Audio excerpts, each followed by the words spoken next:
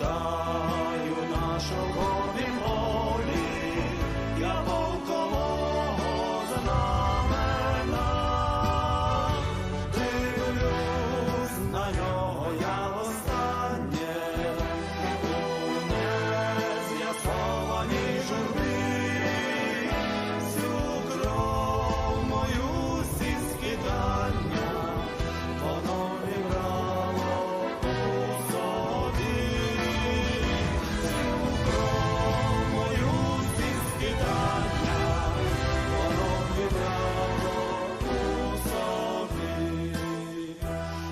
Усе, що разом пережито, в обходах вистраждано все. Я знаю, інші гордовито прапором.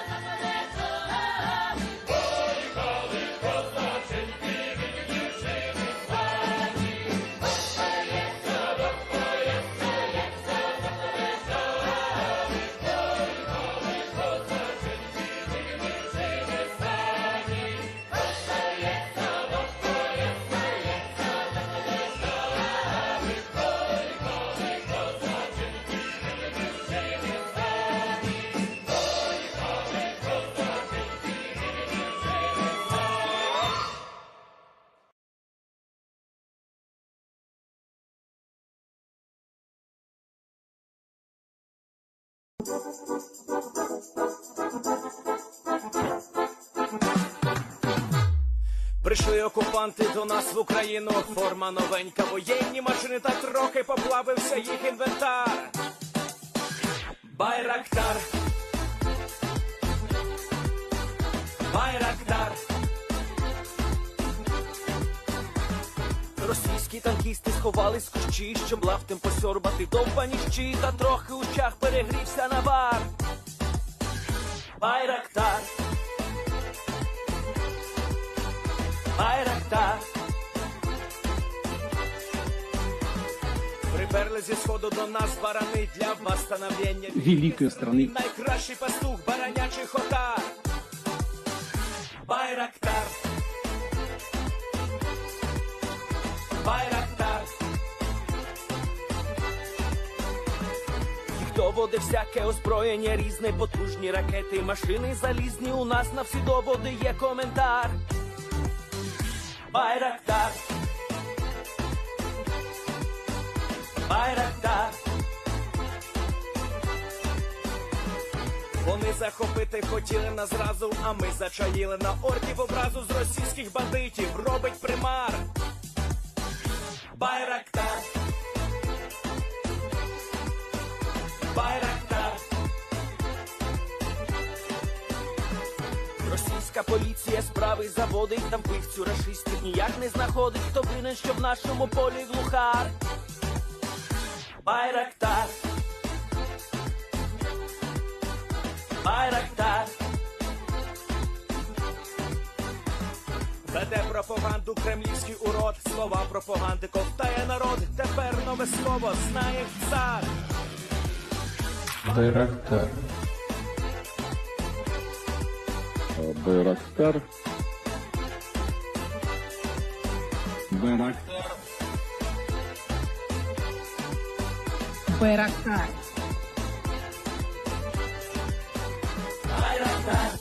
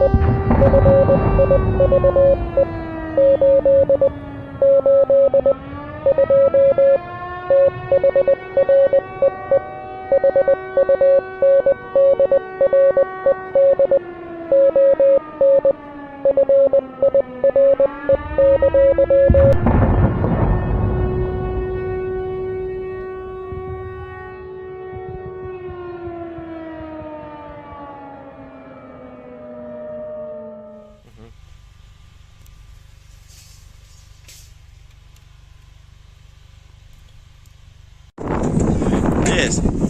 The Leaf Spring Army sends its regards.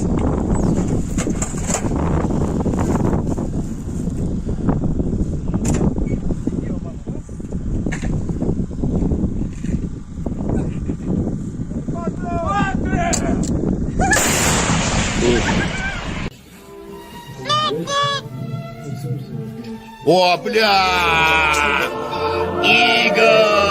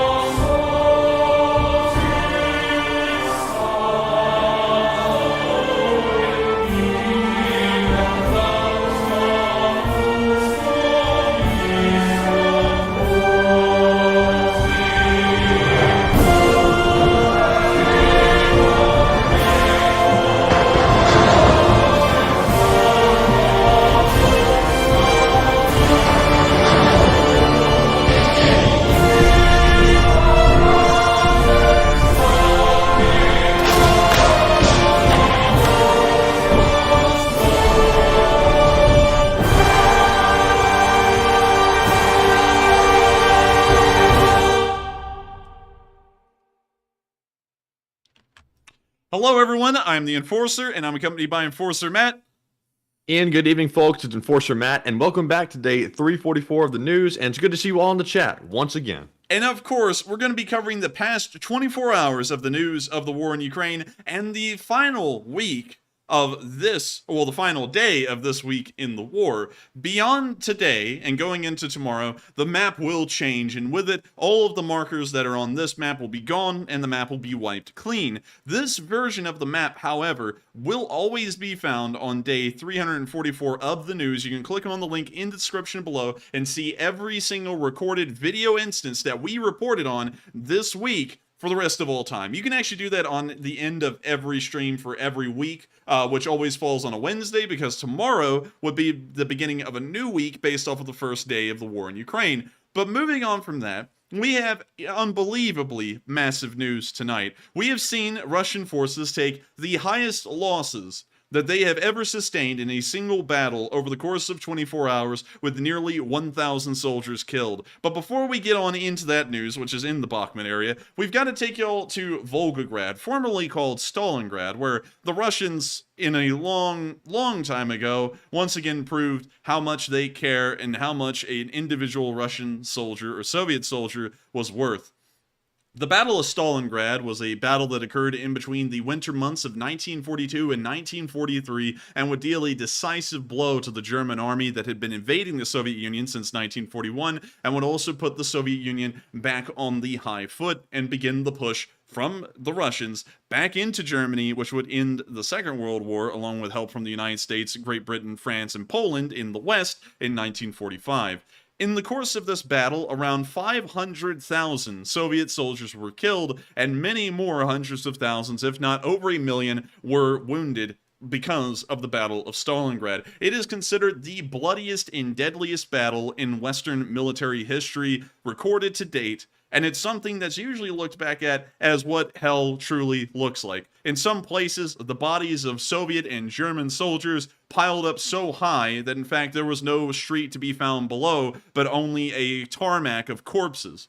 The Russians, of course, even to this day, covet the town, now called Volgograd, as being a worship site, with massive monuments practically looking like cathedrals to worship the amount of Russian soldiers, or Soviet soldiers, that were slaughtered on this battlefield due to poor tactical decisions and also the ineptitude of Soviet command at the time. They are preparing to, I guess you could say, celebrate this bloodbath again. And we can see that outside of the city, they have now put up a sign renaming the town of Volgograd to Stalingrad. And also a road sign above the entrance to Stalingrad that says Stalingrad, Mother of Victory, or the Motherland of Victory. And Putin apparently is expected to attend this little event that'll be occurring here just tomorrow, and he'll be talking about how the Russians have always stood up against fascism and how much they care about their own people and how much they're guardians of the true way of life. Although this battle is the largest extinguishing of life that we've ever seen in a single instance in the entirety of the Western world. It is absolutely insane to think that they worship this kind of stuff. And not only that, we're starting to see a return of a name that has pretty much been banned throughout most of Soviet history and most of the Russian Federation's history until just recently: Stalin. Stalin was one of the worst dictators in the world. By the number of people that were killed under his leadership, he is about 2 to 3 times deadlier and more vicious than even Adolf Hitler. The only dictator in the world that beats Stalin in the number of people that he killed by atrocities is Mao Zedong in the Great Leap Forward in the Communist Chinese Republic during the 1960s. And we're starting to see that the Russians are embracing the death cult so heavily that they'll even bring back the man who pretty much could not be mentioned or named throughout most of Soviet history, Stalin, to worship this death cult. It is absolutely unbelievable. It's mind-blowing to me, because if you really know what happened after Stalin's death, there was a thing in the Soviet Union called de-Stalinization, where Khrushchev and almost all of the other Soviet leaders, in fact, all of the Soviet leaders, after Stalin died, went through massive efforts to wipe Stalin's name off of everything, to make sure that he was not heavily worshipped, and to outline the atrocities that he committed, not just to the Politburo and his inner circle of politicians, but to the entirety of the Soviet public, which had been lied to ever since he had taken power in the mid-1920s. And it's unbelievable to think they will bring him back, one of the worst dictators and, I guess you could say, criminals of mankind, to worship the death cult and to try and keep some kind of public support for this war going. And it really tells you where the Russian mind is and where Putin's mind is in trying to promote these kinds of things. So with that, we're now going to be moving on from Russia, because that's the only thing I have today, but I found that to be absolutely unbelievable. And when you see the loss rates for today over the past 24 hours, you'll see that that is incredibly reminiscent of what's happening right now. But with that, it's time for us to move immediately into Ukraine. There's no other foreign news to cover, and we're now going to be getting into our location unknown, starting off with our first clip today, where we saw the Ukrainians repairing some tanks and BMPs. We're not really sure if these were captured or if they were slightly damaged beforehand, because the Ukrainians did have a very small number of BMPs pre-war, BMP-3s, but here's the clip. Ленд-ліз. Нацгвардійці ремонтують та відправляють. They are actually captured. He said trophy Lend-Lease. And also, I don't know about you, Matthew, but these things got a shellac on them that makes them glisten. They look really clean for what they are, which is captured Russian vehicles. У бій численні захоплені та евакуйовані танки, БМП, бронетранспортери та тягачі російських окупантів у промислових масштабах, особливо останні місяці. Цьому посприяв раптовий від'ємний наступ, або ж простіше, втеча рашистів на Харківському напрямку. Нині деокуповані території просто усіяні покинутою бронетехнікою. Українські захисники до питання евакуації трофеїв підійшли ґрунтовно. Була створена група по евакуації трофейної техніки. В ці, скажімо так, групу входять група технічної розвідки. Безпосередньо це група, яка займається виявленням цієї пошкодженої техніки або трофейної техніки за допомогою і безпілотного літального апарата. Ну, в обов'язковому порядку там повинен бути сапер. Група охорони – це безпосередня група, яка під час евакуації охороняє ту територію, на якій проводяться роботи. Є в групу евакуації входять як і БРЕМ, вантажні автомобілі. Серед, так би мовити, чесно віджатої у противника техніки трапляються досить цікаві зразки. БМП-2. Рік випуска 1992 в строю. Це більш Oh, wait a minute. They didn't put a shellac on these things. The rain's coming through the roof above, and the rain and the water is making them look like they're shellacked. So there's not like a whole bunch of oil or water, like, you know, wax on them or anything. It's just water. That water must have wax in it or something, Ben. I mean, that stuff's got a fine sheen on it right now. А також, що важливо, стабілізатор танкового озброєння, що дає більш влучне ураження цілі на полі бою. Найбільш цікаву модель – це БМП-3, рік вступу до озброєння ще Радянського Союзу, це був 85-й рік. Але ця модель, да, саме цей зразок, він більш досконалений і він 2002 року, згідно документації. You can actually see that the Z was painted over on the front glacis. You see it right there as well. Має більш потужний комплекс озброєння. 100-мм гармату 2,40, 30-автоматичну гармату 2,42 та, як на них усіх, спарений кулемет ПКТ. Вона, як усі вони, вміє плавати. Більш до того, вона може змінювати кліренс. Вона попала до нас, маючи повний боєкомплект, заправлена, з пальним та мала всю документацію. This guy said full documentation like it's a thoroughbreed dog. He's like, we got it with full documentation. I like that. БТР-82. Це модифікація БТР-80, який має дизельний двигун. Та на нього російський воєнпром поставив більш цікавий модуль автоматичної 30-мм гармати. Мало того, цей модуль має стабілізатор, повторюсь. Це не просто ви можете наводити пушку, а ви навели і, не дивлячись, що машина перетинає якісь там препятствия на полі бою, то вона стабілізується у двох плоскостях, по X і по Y. Це вдале удосконалення БТР-80. Зараз він називається БТР-82. Зразки, які ви бачите, це танк Т-80, броньована ремонтна евакуаційна машина. Oh my god, Matthew, it's one of those things that fall under the Bobcat skid steer category. It's a recovery vehicle. Oh, it sure is. It's not a Bobcat skid steer at all, but it does fall under that category on the loss reports, and it looks like they were able to capture one. I don't know where this thing would have gotten close enough to the front lines to be captured, but they got one, and it's obviously here. Ремонтна евакуаційна машина. Дані всі зразки були евакуйовані в районі міста Ізюм.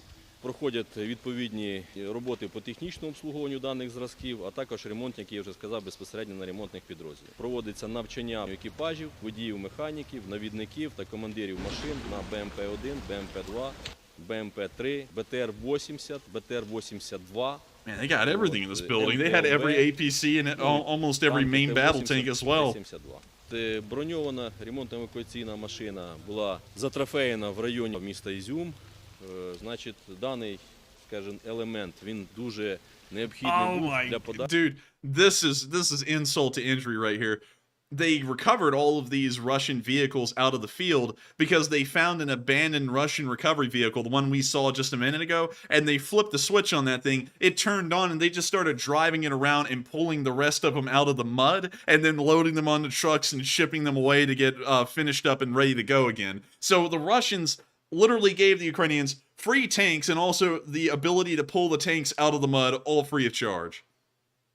Good Russians. Yeah, good Russians. I got to say, man, the Russians are really trying to sweeten this whole deal. Like, they're like, you know what? I tell you what, we'll give you the tanks and also a way to get them home. How about that? And the Ukrainians are like, good. And drops an artillery shell on them and takes the stuff.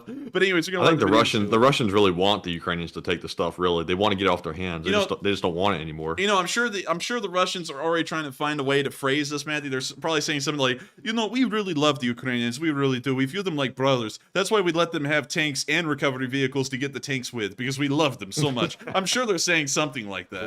Решти танків, особливо танків та БМП, оснащений лебідкою, яка має можливість до 50 метрів вибрости лебідку і на 25 тонн зусилля може витягувати застрявший танк, БМП, таке інше. Плюс у нього є до 12 тонн грузопідємністю, за допомогою якому також або перевернути танк, перекинувшися, якийсь там кран, він не заїде в поле і чи іншу застрявшу техніку. Ця машина була піджата у росіян і віджата була. Oh my God, it's gotten even worse. The recovery vehicle that they used to pull all the other tanks out of the mud not just came full of fuel, engine running, it also came with the driver. And he taught the Ukrainians how to drive the thing in 2 days' time. That's something else. Oh, man. Tank concierge, courtesy of the Russians. Dude, I think the Russians have better, like, roadside assistance than Mercedes. Like, these guys are going over the top. They're giving them, like, recovery vehicles, training. What next? I bet you the next thing they're going to do is they're going to be giving them a little bit of cash and food, too. All the Russians AAA, because they're coming in hot. Працюємо, витягуємо техніку. Раніше їздив на СУ 131-му. З броньованою гусеничною технікою я взагалі не сталкувався. У нас саме основне це використання лебідки, стріли та лопати. Принцип роботи з самого автомобіля, запускати його, користуватися всіма іншими приладами. Найбільш складними були дві БМП, третіх, вони були без гусянок, в полі були, одна в полі була, одна була в лісі. І, чесно так сказати, я ніколи не мог навіть представити, що я буду на такій машині колись їздити. Можливо, щось відремонтувати, на ній сварка є, можна щось підберити, а витягувати і евакуювати. Робили обслуговування, міняли катки, там була така поломка, у нас зірвався трос лебідки, замінили трос. Ну, а так, в такому стані вона, в принципі, була. Ремонт бронетанкової техніки для нацгвардійців став надзвичайно актуальним від початку повномасштабного вторгнення російських окупантів в Україну. Внаслідок авіаційних бомбоштурмових ударів противника на протязі лютого та березня місяця було задіяно шкоди військовим містечкам наших підрозділів, безпосередньо де зберігалась техніка. Це БТР-4. Було прийнято рішення стосовно передислокації пошкодженої техніки з місця постійної дислокації на Західну Україну. В цій роботі приймали участь безпосередньо всі фахівці технічних підрозділів, починаючи з заступника командира бригади з озброєння техніки і закінчуючи, скажімо так, останнім водієм-механіком, які під шквальним вогнем артилерійським проводили відтягування на відповідними бремами, якими на той час не володіли, а брали або за допомогою військово-цивільної адміністрації, або ж за допомогою Збройних сил України.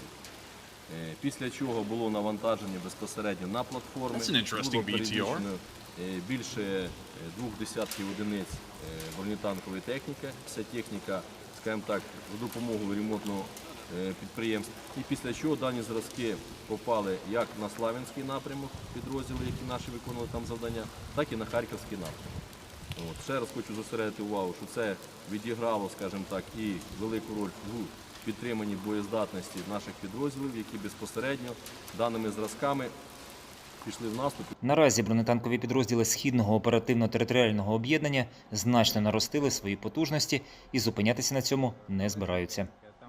Зараз з рахуванням поставок від головного управління стосовно бронетанкової техніки, за допомогою такого безкоштовного ленд-ліза Російської Федерації, дана потужність збільшила не менше в 2 рази. Доцільність основна маса у нас була. I love how serious they are with the sarcasm too. It's like a real cold burn. Yeah, it's real dry humor. You have to really know what's going on to pick it up. Бачите безпосередньо, що йдуть дощі вже другий тиждень. Відповідність наступальних дій можна проводити лише тільки при наявності гусянки. У нас взагалі не було БМП, танків у нас також не було. У нас будуть придані танки з Збройних сил України, які спільно з нами виконували завдання. Значить, найбільш нові це зразки Т-80 танк, який, скажімо так, ремонтопридатний за допомогою ремонтного заводу, який на цьому танку кваліфікувався і його виготовляв і ремонтував. Інший зразок БМП-3 – це повністю нова машина, яку Російська Федерація розробила нещодавно, яка озброєна великою кількістю вогневих засобів. У нас вона є в робочому стані повністю, машина 21-го року, навіть з документацією, з всім там нам все лишили, все навіть писали технічне обслуговування там в книжці. Там. Хорошо, що в нас в кавичках є такі сусіди безтолкові, які лишили нам таку техніку в такому стані. Another last jab there at the very end, but very nice to see that they have so many Russian captured vehicles that they'll be returning to the front lines in service of the Ukrainian armed forces. And also a very interesting note that he made in the middle of that video is that the Ukrainians have been transporting the captured Russian vehicles all the way from the east of Ukraine and into western Ukraine. That is about the longest trip that they could make. Instead of going north into the area of Kyiv or Chernihiv or someplace similar, they're taking these tanks, probably captured somewhere around the Izium and Slavyansk area, and transporting them all the way over to Ternopil. We'll say Ternopil is a guess. It's not exactly in Ternopil, but it's somewhere in this area. That is a train trip of nearly 550 miles, and it is only about another 70 miles short of the Polish-Ukrainian border. And this is starting to put together an image that makes it clear that the Ukrainians, if they cannot maintain the Abrams, hopping into a totally different thing, they do have the railroad infrastructure and the ability to transport these vehicles all the way from eastern Ukraine around the area of Izium, or right now in the Bakhmut area, and all the way to Poland, leave them in Poland for a little bit, allow the United States to repair and maintain the Abrams, and then send them back across the border and back into Ukraine. That is entirely possible. And also, Dupper Bob gave us a time estimate of around 10 hours for a one-way trip. So around 24 hours, I'd say, for a two-way trip, including the additional distance to Poland, and also the border customs of probably having to get the train cars across to the Polish side. But still, that means that it is definitely possible, not just for the Ukrainians to utilize the Abrams, but to utilize it effectively. Because if they're able to do that with captured Russian vehicles and reintegrate them into the front lines fast enough that they're constantly adding additional armored forces to their own military, they could certainly operate Abrams, send them into Poland, and get them back in time, that it may as well just be a normal or routine rotation of a tank onto the line, out of the line for maintenance, and then back onto the line. So fairly interesting here, and hopefully that will be the case once the Abrams are introduced here in a couple of months. We're now going to be moving on into our next bit of location unknown news, where we saw a Ukrainian sniper using his thermal scope to take a good look at some Russians. When you see the Russians right there, he's got the crosshair on him. You see him fire, and oh, another one bites the dust. But with that, that's the end of the clip, and it looks like the Ukrainian sniper was able to effectively aim. And so with that, we're now going to be moving on, very interesting, target practice, and now on into the next clip, where we saw that the Ukrainians have also gotten some brand new mortar shells. These are 82mm mortars for the 2B9 Vasilic automatic mortar. Now, to pull this thing up, the 2B9 Vasilic, it is incredibly interesting in its design and its concept. Unlike I guess you could say conventional mortars of a similar caliber, around 81mm, and let me pull those up, a US 81mm mortar. And let me show you all this right here. This is the normal 81mm mortar that the United States military uses at this very moment, and many other countries around the world, specifically NATO countries, also use 81mm mortars just like this one. The 2B9 Vasilic was designed by the Soviets at some point, I believe in the 1960s, and it does have a little bit of an advantage over the 81mm mortar. One, it's wheel mounted, so a truck can pull it right into position and drop it off. Second, it's fully automatic, which is very weird compared to your normal 81mm mortar. With this kind of mortar, you have to hang the round over the top of the barrel, kind of like it's a musket and you're muzzle loading it, drop the mortar round, it falls to the bottom of the tube, it hits a firing pin, which detonates the propellant, the round then goes flying out of the barrel, down a distance a ways, kind of like lobbing a ball really high into the air and watching it fall back down, and it hits its target somewhere out there in the distance just like that. The 2B9 Vasilic does operate off of a similar principle, but its rate of fire will be faster because you can just load a clip of mortar rounds into it, and it will fire them off almost like a large AGS grenade launcher. So fairly interesting. These things do have, being honest, a small advantage over a conventional mortar, and we can see that the Ukrainians have gotten some brand new ammunition to keep one of these things running. And so here's the clip. 'Cause I'm cheating. Also, we have to mute that because that is super copyrighted. That scared me, actually. But you can see the little rounds right there. They then close the box. You can see even more of them over here.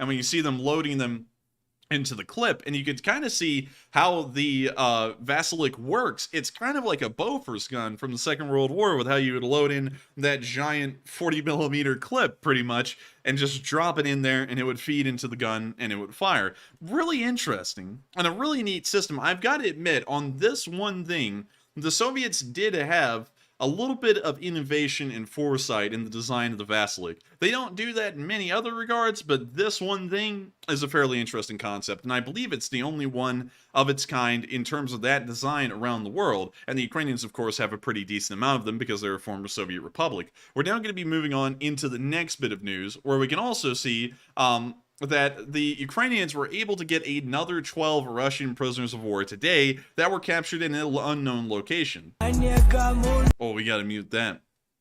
But we see one laying down on the floor there. We can see that they're all taking a nap. They're not like taking a nap in the normal sense. They're actually legitimately taking a nap.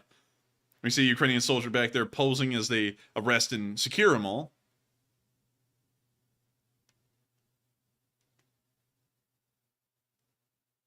We see this Ukrainian soldier wandering around, looking at some stuff, showing off a vest. It appears to actually be more like a rig, not a vest. We see him showing the pockets. Putting that back, we can now see that he's looking at an ammo pouch or a canteen. I can't really tell. See him walking around a little bit more. Also, he's showing off a knee pad. I think that's a captured Russian knee pad that he's now wearing. Just to flex on those Russians, I suppose. I don't know. We now see him looking back at the prisoners on the floor. And we see one of them leaning their head against the wall.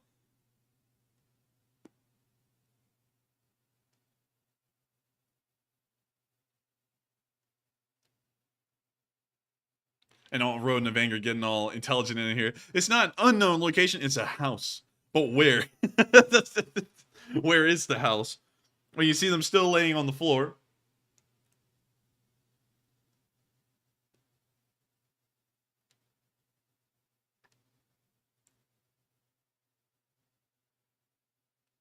And we see all the Russians sitting there, armbands still on, another 12 captured, and another 12 that will be used in a prisoner of war exchange later on. Once again, to reiterate this, because I know some people, and I believe, seen a few people say this, that the Ukrainians ought to wallop a couple of these guys. You don't want to do anything like that. The Russians are, of course, doing heinous things and war crimes in Ukraine, but you don't ever want to sit there and start abusing prisoners, because while the Ukrainians have Russian prisoners, the Russians also have Ukrainian prisoners, and anything that you do to your Russian prisoners, the Russians will do to their Ukrainian prisoners. And so you don't want to do anything like that, but it's good to know that the Ukrainians will be able to keep these around as bargaining chips later on, so that way they can get some of their guys back that have unfortunately surrendered in places like the Battle of Mariupol.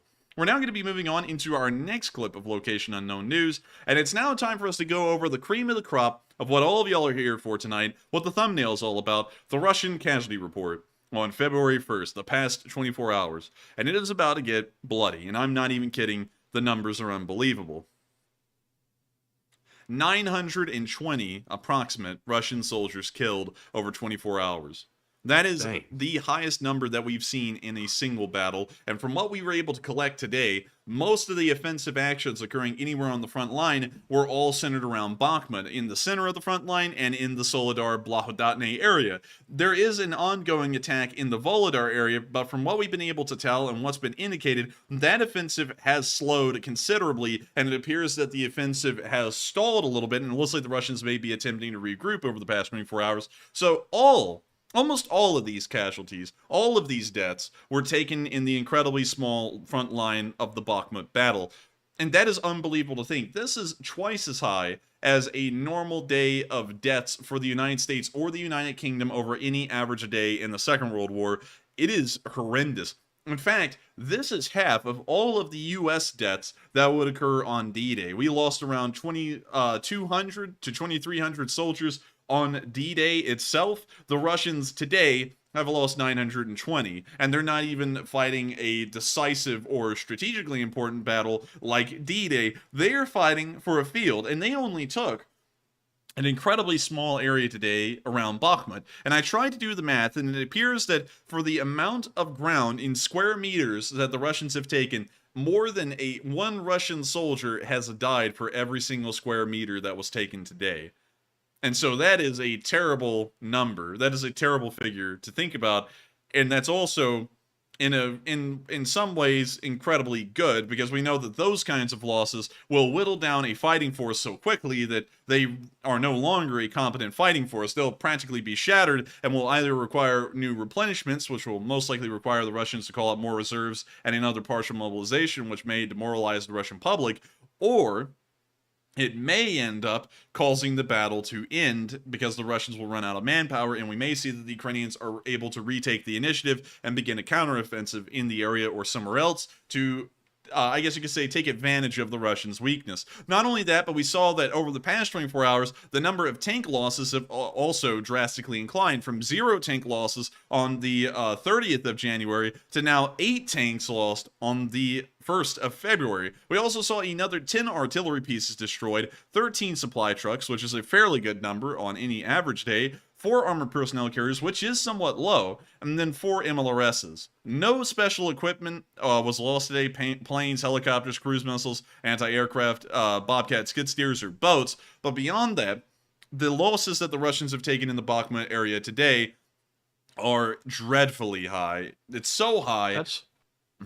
That's kind of weird that they lost so many troops today, a lot of tanks, but no planes, helicopters, or anything else. So is it like solely a ground operation at this point? It's no mostly, aircraft? It's mostly a ground operation. Seeing aircraft and helicopter losses at this point in the war is incredibly rare because the Russian Air Force rarely operates within Ukrainian airspace. They usually use their strategic bombers to launch cruise missiles into Ukraine, and that's about all that the Russian Air Force operates at this point. And the helicopter forces appear to have been depleted to about a 2/3 of their original size, so they may have started cutting back on helicopter missions that the Russians are committing as well. So it looks like the Russian ground forces are fighting without any air support and very little, well, that would actually be a completely wrong statement. Very little air support, but a massive amount of artillery support that's very inaccurate, and it appears to be costing them greatly in terms of the infantry losses per day at this point. So I'd have to say, this has got to be one of the deadliest days we've seen in the Battle of Bakhmut over the multiple months that the second battle has been occurring, and also the first battle as well. There is no way that we could say that this is just a high day. This is one of the highest, or the highest day that we've seen. And so with that, I think they're totally out of skid steers at this point. It stopped on a nice even round number of 200, and they lost none today. That's kind of crazy. They said, Ivan, bring up another bobcat. They said, but the commissar, we have lost all of our bobcats. Bliat! And then that's why all the Russians got obliterated, because there was no bobcat to sacrifice to the Ukrainian artillery. But anyway, they're calling up their rip-off Chinese dealer right now. Can we get some more of those rip-off bobcats, please, on the double? Chinese bobcats. Let's see what their replacement will be. Oh my lord, there actually is a Chinese bobcat. Wait, is it the same colors and everything? It looks oh my almost gosh, like it's the same color. It doesn't even have a fake Bobcat logo on the back. What no, the it's hell? like a cheetah. Like Chester. That's like the fake Mr. Beast logo or something on the back of that thing. Oh my gosh, they really do have fake bobcats. This is a There's Fuwei nothing skid. that the Chinese won't copy. This thing's called a Fuwei skid. Crazy. I didn't even know that this would be copied, but it is. Nuts. It's insane. Same the wheels colors. are red. The body's white. It's insane. Man. You know, considering that's Chinese, I bet you can probably hop out of the cab of this thing and ball it up in your hands and throw it in the trash can once you're done with it. But that is crazy. I didn't actually know that they literally, like, the Russians have imitations of the Bobcat. The Chinese ripped off the Bobcat exactly. Like, everything about this is literally identical. That's crazy. That logo's got me dying. That like rip off Mr. Beast like Bobcat mixture logo. Watch out, man. This thing might start giving out LASIK eye surgery or something. You know, that might no. get some people freaked out. But with that, we're now going to be moving on from that little side note. But once again, the losses are the highest we've ever seen in the Battle of Bakhmut for the Russian forces today. And so we're now moving on to the last bit of location unknown news we have today, which is that the Ukrainian artillery was, of course, observed hitting Russian forces again, and it appears that they were hitting them quite nicely. Here's the clip. Oh, no, we're muting that. You can see the Russians moving around in this destroyed tree line.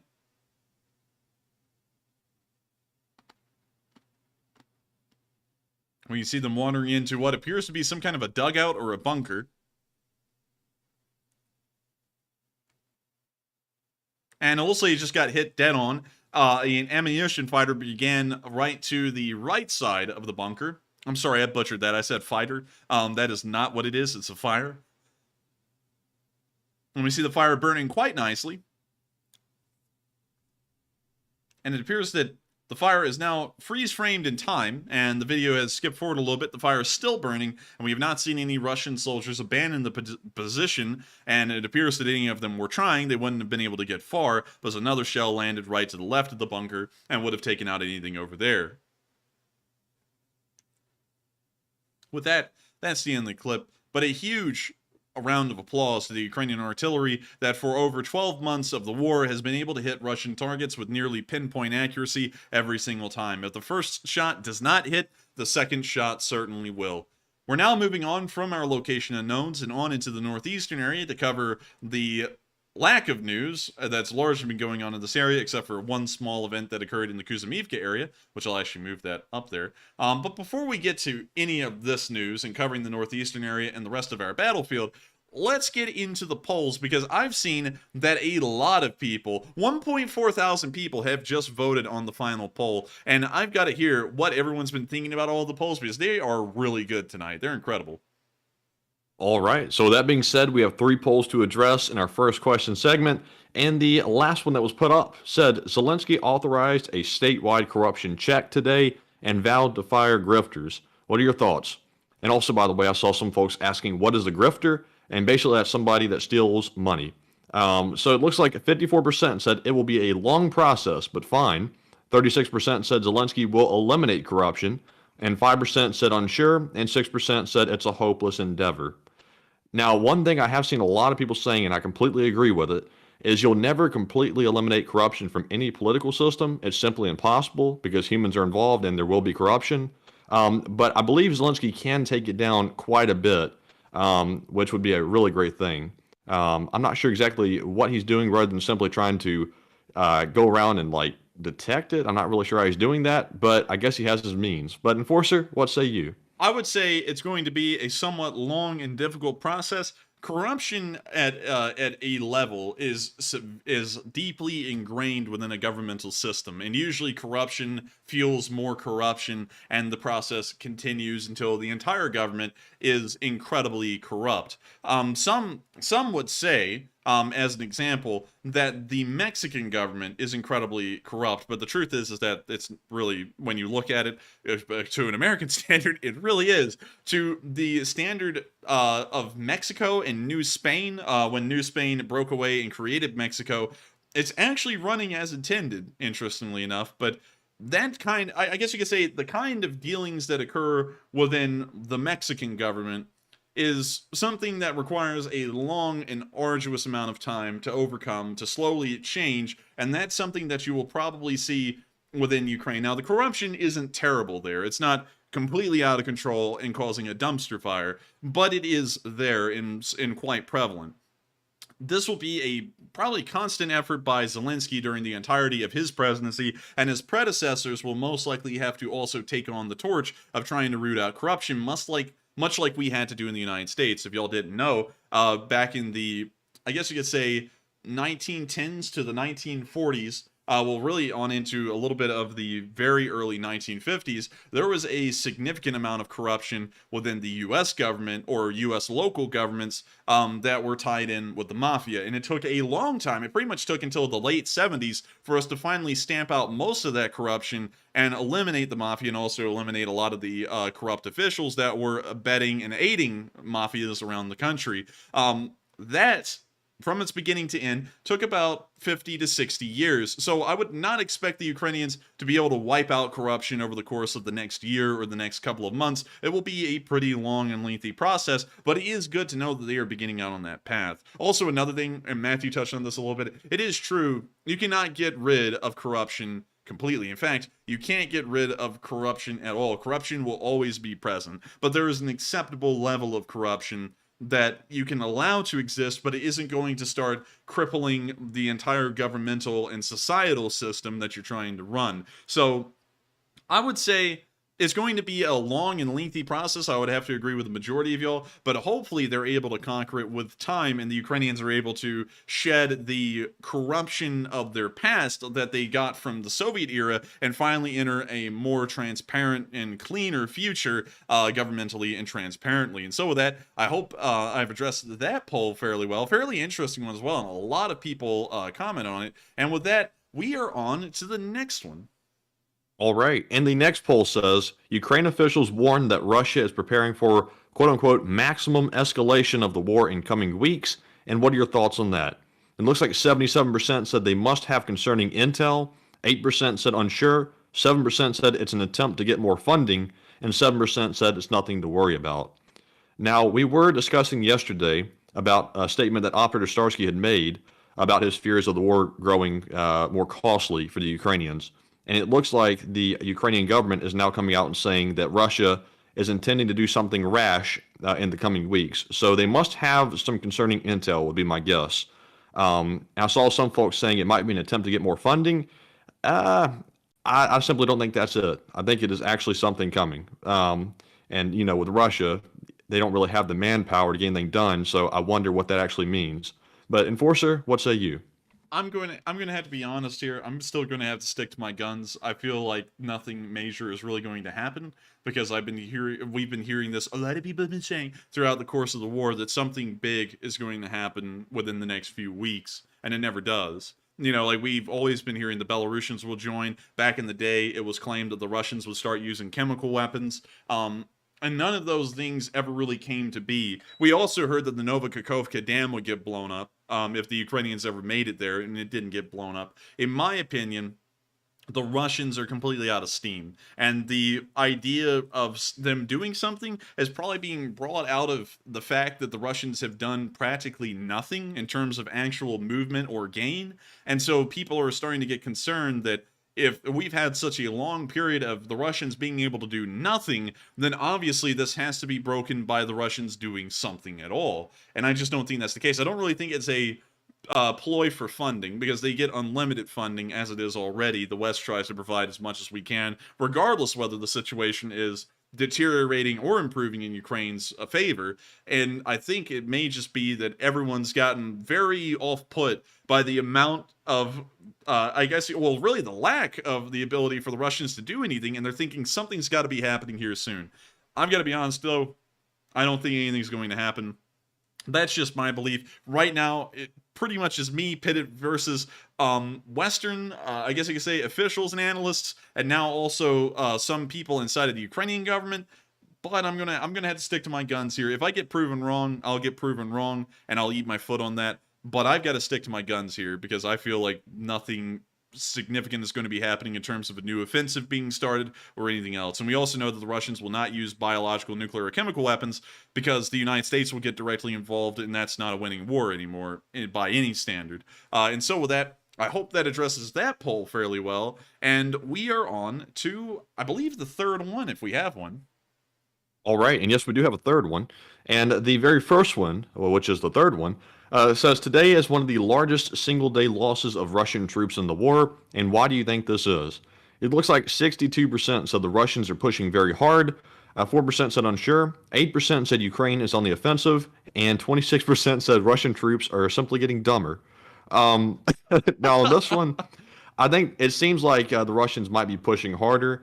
That doesn't mean they're getting more confident. That simply means they're throwing more humans at the situation and throwing more equipment at it, whatever they have left. So very expensive ground as always, it seems. But Enforcer, what say you? I would say the losses are equating to incredibly poor training. The soldiers may as well just be, I don't know. I don't really know how to describe it. I'm trying to describe it in a very polite way. Challenged. The soldiers are challenged. The command is incompetent. And also, they have no ability, they have no equipment to really conduct these offensives with. And due to those three reasons, the losses are beginning to mount greatly. It's not really that they're trying to conduct the offensive with more fervor. They are throwing the same suicidal charges at the Ukrainians right now that they have been over the course of the entire battle. It's just that the guys that are running along with these charges are getting a little bit worse at their jobs, a little bit worse equipped, and they're being charged into the very wrong places. They were getting run into the wrong places, but now they're getting run into the absolute worst of positions, where they're probably getting into intersecting lanes of fire and all kinds of hell, and then getting blasted by the Ukrainian artillery at the same time. I can see some people saying the version of the word I was wanting to say there, but I don't know if YouTube would like me saying that. But with that, I hope that addresses that poll fairly well, and I think that is our last poll of this segment while this new one runs. And with that, let's get some questions from the chat. And so with that, what do we got, Matthew? All right, and the very first one from our super chats goes to I Am by Rockter, who puts in a $50 donation. And thank you very much for the support. They say, the LSA rocks, and I have a lot of family in Ukraine. The love and support for Ukraine here is simply amazing, and thank you, LSA and Enforcer Brothers. And thank you so much. I am Bayraktar. And thank you so much for saying the Lee Spring Army rocks. We try our best to make sure that the news is good to report, and I'm glad to know that the community that has grown around this channel is one of the best on YouTube. By far, there is no other group out there better than the LSA. And I say that every night, but I really do mean it. And I want y'all to know that, and I want y'all to believe it too, because it is by far the best. And also, it's good to hear that a lot of your family, I believe, if I remember correctly, I think you said last night, they actually watch the channel. And that is really cool. And also, I'm glad to hear that we're also helping out people that you know directly in Ukraine through our fundraisers, through our reporting, because it's good to keep these people in mind. There were 40 million people living in Ukraine before this war began, and we are trying to help out to defend 40 million people and also eventually win a war so that they can return and go back to their normal lives. And so I've got to thank you so much once again for the support, so much for enjoying and I guess you could say admiring what the Lee Spring Army is, because without y'all, the Lee Spring Army wouldn't be as great as it was. Honestly, the Lee Spring Army could have gone in an entirely different direction just based off of the people that would be here. And it's crazy to think that everything fell in line just right, that the Lee Spring Army is the best community on YouTube. And so with that, thank you so much once again for the support, Bayraktar, and thank you so much once again for thanking us, the Enforcer Brothers. That kind of sounds funny, Matthew, the Enforcer Brothers Pizza and Pie, but anyways, thank you so much once again. I hope we addressed that fairly well, and we are on to the next one. All right, and the next one goes to none other than Duncan VR, who puts in a $45 donation, and thank you, Duncan, very much for that generous support, as always. And he has the animal noises. He says, Baba Muba, Enforcer had a nightmare, Baba. He was being interviewed by Ogla and the devil in something, a moo from Russian state TV, meow. Ivana put a grenade in Putler's pants, woof woof. I don't know about that part, but he said, chugga chugga, oof, bye. I was reading the thing along with you, and I saw the parts that you cut out, which were hilarious. I don't know if we can read those, but I do thank you so much once again for the support, Duncan VR, and of course returning with the OG animal noises. Duncan VR is the original person here on this stream, the original Lee Spring Army soldier that brought forward the animal noises. And so if you ever hear animal noises in another super chat, it's because it was started by Duncan VR, who has been around practically forever. I think Duncan VR has been around longer than Matthew, and Matthew has been here ever since the first month of the war. Well, actually, I believe the beginning of the second month of the war. So he has been here forever, a long-time channel viewer, an old guard, and a Lee Spring Army legend. And so thank you so much once again for the support, Duncan, and helping this channel to keep on running and helping to support us so that way this thing can keep on marching forward. And so with that, we are on to the last question of this segment. But thank you so much once again for the support, Duncan VR. And Duncan said he's day 4, and that sounds right because he was here well before me. Because I remember when I was simply watching the channel and simply a viewer, that I saw him in here. So he's definitely a legend. But anyways, thank you for the support once again. And moving on to our last one, we have that one from Phil Tatham, who puts in a $30 donation. And thank you, Phil, for that support as well. And he says, one for the chat, please, gents, and Slav Ukraine. And thank you so much for the support. And we will make sure to get one for the chat, Phil. And thank you so much once again for helping us to keep this channel rolling. And so with that, let's get the live chat. All right. And the live chat question is going to go to Pakatang, who says, Enforcer, is North Korea providing arms and soldiers to Russia? If so, how can Ukraine and NATO interrupt the delivery of troops and arms from North Korea?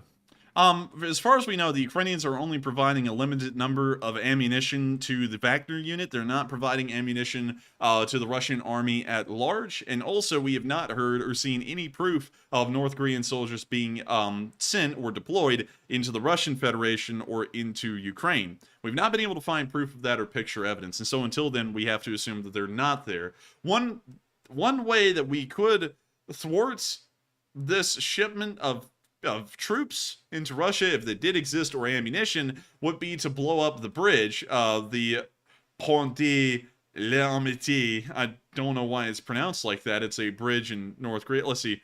That is the Friendship Bridge, I believe, in between Russia and Ukraine, if I'm reading that correctly. You could blow it up, but that wouldn't be a good idea because you'd be destroying a North Korean bridge. That would officially put the United States once again in the state of war with North Korea, and they'll most likely put the South and North against each other in war again. And this time the North has nuclear weapons, and also nuclear weapons that can also reach Japan. So kind of a little bit of a tough cookie there. There's really no way for us to stop them because it's not like the North Koreans are shipping this by sea. They're most likely shipping it over the railroad in between Russia and Korea. So there really is no way that we can physically stop it without trying to directly attack the North Koreans or the Russians or destroy the bridge, one or the other, and none of those are really a good option. And so I hope that answers that question fairly well. And also, I wouldn't, like with Russia, I would not consider the North Koreans to be anything significant to fear. The North Koreans, beyond their nuclear weapons, are just like Russia. A giant walking, well, not a giant, a very small walking corpse of a country that hardly even survives or even exists. The country is wrecked with famine. It hardly is able to feed its population on a good year. It cannot feed them at all on a bad year. And they hardly even have electricity. They hardly even show signs of being a proper industrialized country, much less having the ability to levy an actual war against the South Koreans or the United States without massive amounts of financial and military support from another partner like the Chinese or the Russians. And we know that the Russians certainly don't have the economic ability to support them well, and we know that the Chinese, while having a defensive pact with North Korea, most likely would not support them due to the current geopolitical situation unless if it was seen that the North Koreans would cease to exist. Then they would probably get involved so that way they could continue to hold a buffer zone, and between the U.S., I guess you could say, aligned South Koreans with American military bases throughout the country and the Chinese mainland, because the U.S. and the Chinese would be standing off directly on the North Korean border, or the Yalu River as it's called. But with that, I hope that answers that question fairly well. And also, real quick before you move on, we forgot to mention earlier that we actually received our first piece of fan mail today. We checked the P.O. box, and shout out to AJ for sending us the really cool patches, by the way. I really liked those, and it was really cool to see. It was also really cool to get a piece of fan mail, too, and that was a very nice letter you sent. And I have to agree, it was a very nice letter. I love the little the patches were cool. And also, another thing, I really like that little box that you included. Like, when I opened it, it, like, puffed something in my face. It was like a breath of fresh air. I'm just kidding. When'd you get that? Well, I mean, I think that came in the other letter that you didn't open, but it was neat. And it also came with this weird little round thing with an Apple logo on it. But beyond that, beyond those two things, it was really, I mean, of course, Don't I'm just give kidding. people ideas. You're giving people ideas. I'm just kidding, AJ, but I do thank you so much once again for the little bit of fan mail. I thought that was really cool. And also, I thank you so much for the kind letter, because it was really touching to read, and it's actually a little different to get that in the mail than hearing it on Discord or in the live chat, because you could actually, I guess you could say, feel the emotion a little bit better. I don't know how to explain it, but I do thank you so much for it, because that was incredibly kind of you. And we'll make sure to wear them patches. And so with that, we are moving on out of this question segment. But once again, thank you, Phil Tatham, for sponsoring that live chat and allowing us to answer one a little oily. And so with that, we're now moving on into the Northeast. And of course, we've got to go over the Frontline analysis over the past 24 hours. Here is the 30th of January. Here's the 1st of February. No frontline movement whatsoever. We didn't even see the front lines getting adjusted or no man's land increasing or decreasing. One thing we did see, however, in the Kuzumivka area is that Russian forces were once again hit by artillery, and it appears that they did suffer some losses in their straight line trench. We see the Russians living in the trench of the straight line, and we can see that they're about to get blown away down the straight and narrow.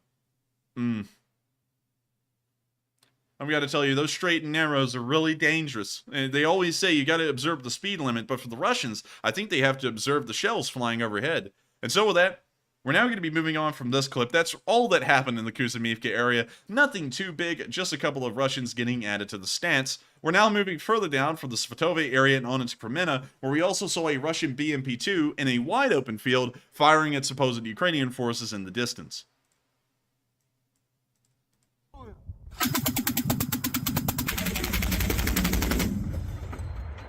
Oh, блядь, let's drive into open field where anyone could shoot us from any direction and shoot miles away where we're practically artillery piece. Oh, блядь, Igor, you're genius. And we see the rounds falling with such a wide spread that they may as well not even be effective. And now the video is pausing.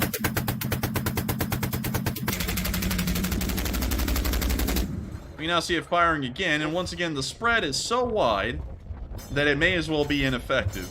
Most of the rounds explode so high in the air that the shrapnel probably isn't even reaching the ground at any kind of decent velocity. A pitiful display. And so with that, we're now moving on from that clip in the Kremenna area, because beyond that, nothing has happened there. And now it's time for us to move on down closer to Bakhmut, but not there quite yet. In the Brukno-Kamyansk area today, we did see a Ukrainian Mi-8 firing off its rockets indirectly towards Russian forces. We gotta mute that. There goes the Mi-8 with a very interesting camo scheme.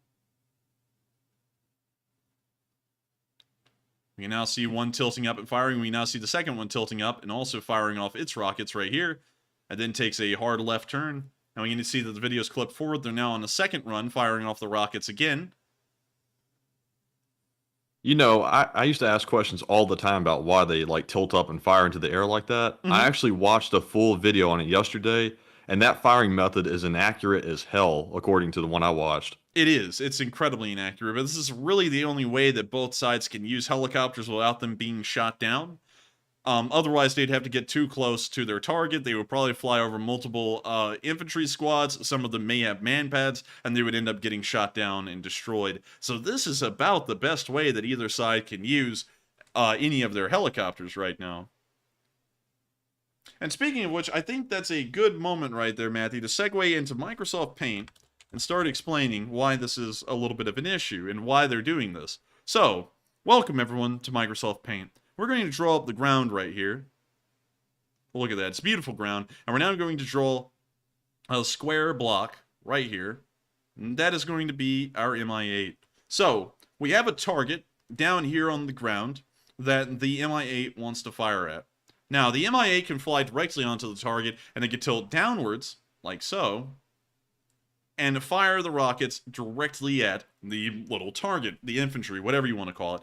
And it will largely get a fairly accurate spray. You could probably get all the rockets at this kind of angle, at this kind of distance, directly onto that target and wipe the thing out. However, this little target here may have some kind of anti-air defense. They may be able to shoot the helicopter up fairly well with rifle fire. A technical with a Jishka on the back of it can cause enough damage to force a helicopter to crash land. There is a whole bunch of problems with this kind of method of attacking infantry, or anything for that matter, that may have some kind of air defense around it. So the second strategy is to try and use some kind of laser-guided munitions. This still requires, for the most part, some kind of altitude.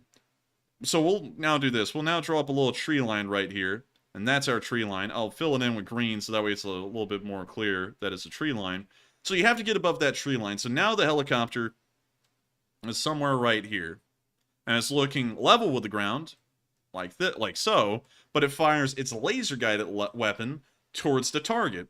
However, once again, it's having to create some kind of line of sight. Very few helicopters in the world are like the AH-64 Longbow, where it has an air-to-ground radar built on top of the rotor blades that can pick up targets a distance away, and it can actually fire behind cover. So, like a KA-50 or a KA-52 or an Mi-35 or something similar, it would have to fire from a position like this above the tree line. An AH-64 could actually fire from somewhere around right here, and its missiles, the Hellfires, along with the air-to-ground radar, would actually direct the Hellfires over the tree line and then towards the target. A KA-52 or an Mi-35 has to fire directly at the target, like so. Once again, posing a little bit of a problem. Air defense can shoot the thing down.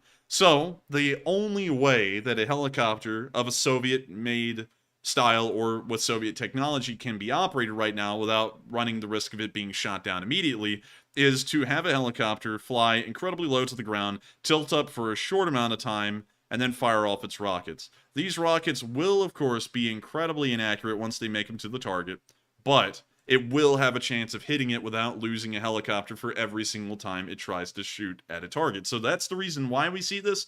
It's also incredibly inaccurate, and the reason why it used to be a huge problem for the Russians to do something like this is that they would be doing this and firing into a town, and with it being as inaccurate as it was, and a town being full of citizens, they really weren't killing Ukrainian infantry or targeting them at all. They were blanketing the town at large, and so that's usually why at the beginning of the war there was a massive issue made about the Russians doing this, but from what we know, the Ukrainians use this against tree lines in areas that are not populated at all. So that's the reason why we see something like this, and that's why the Ukrainians are always conducting helicopter fire missions just like that. And so with that, we're now going to be moving on out of the Verkhnyo-Kamyansk area and into Mykolaiivka, where we saw that a Russian Tor-2, and I believe this is actually a special one, a Tor M2DT was destroyed. And according to the caption, there were only 12 of these that the Russians had going into the war.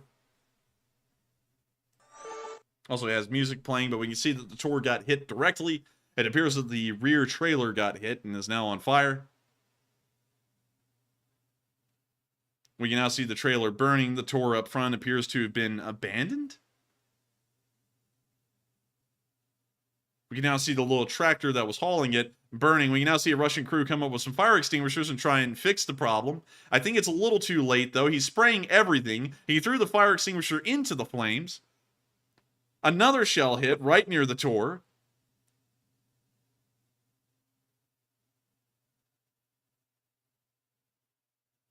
We can now see the Tor is also smoking. We can see another shell land directly onto it. We can also see a Russian go scooting.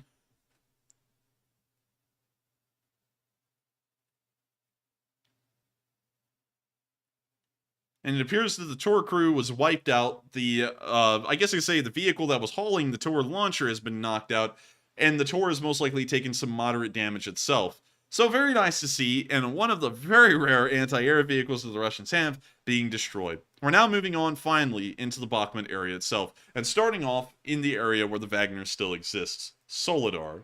We go down to the map today and look over the past 24 hours. We can see that the Russians have made marginal gains in the southern area of Bakhmut near Apitne. You can see it right there. They've also made a very small gain, taking another 2 city blocks in Bakhmut right there. And then in the north, we've seen that they took one very small slither of land right here, just north of Krasnohora. But once again, not succeeding in taking anything strategic today or anything that may be threatening a Ukrainian flank. Very small amounts of ground for 920 dead. So starting off with our first clip in the Soledar area, we saw some Russians having a very fun time, trying to shoot down a Ukrainian drone, but it appears that for their efforts, the Ukrainians congratulated them with metal confetti. We can see the Russian clambering out of the small bunker to join in the fun of trying to shoot down a drone with a rifle. And we can now see that they got hit.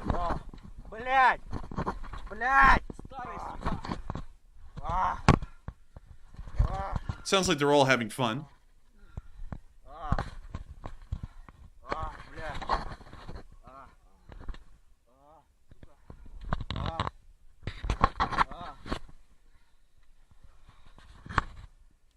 I like how they just all gave up and went back inside after the bomb blew up. They're just like, yeah, it's been a day, Igor. But with that... They're going to try to walk that one off. Yeah, and this guy's just going to sit in the bunker for the next 3 hours going, But with that, that's the end of the clip. And then you can see the other end of what happens when the drone bomblet falls on the Russians. They just sit in a bunker and give up. Or they sit outside and they go to sleep. Moving on to the next clip in the Soledar area, we've also seen more Russian soldiers in the vicinity. Believe it or not, Russian soldiers are abound. Now, here's the interesting point. This guy right here is wearing a fairly interesting headgear, and I wonder if it provides any ballistic protection. So, let's type in a kubanka. Kubanka. Or a papaka. Well, buddy, would you look at that? They're made of pretty much nothing. There's no ballistic protection in this thing. It's worse than a Wish.com helmet. But he's wearing it. And also we can see the rest of them are wearing shush helmets from the Second World War. Good on them.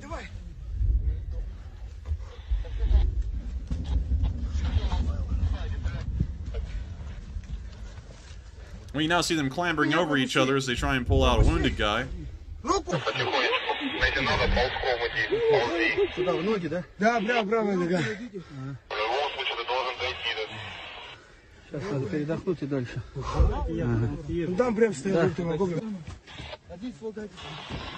now see them dragging the guy across the ground like a small sled. We now see them arguing about how the guy's carrying him. He's asking, do you even lift, bro? Ствол оставь здесь, все равно вернешься сюда. Вот здесь лежит. Давай. Все, пошел. Давай. Я с вами иду, менять вас буду. We now see the only guy in the unit with a modern helmet. This is the first rescue operation ever conducted by the Russians. And this is by far the worst we've ever seen. We now see them finally getting him into the car, but beating his head on every single side of the door frame that they can find.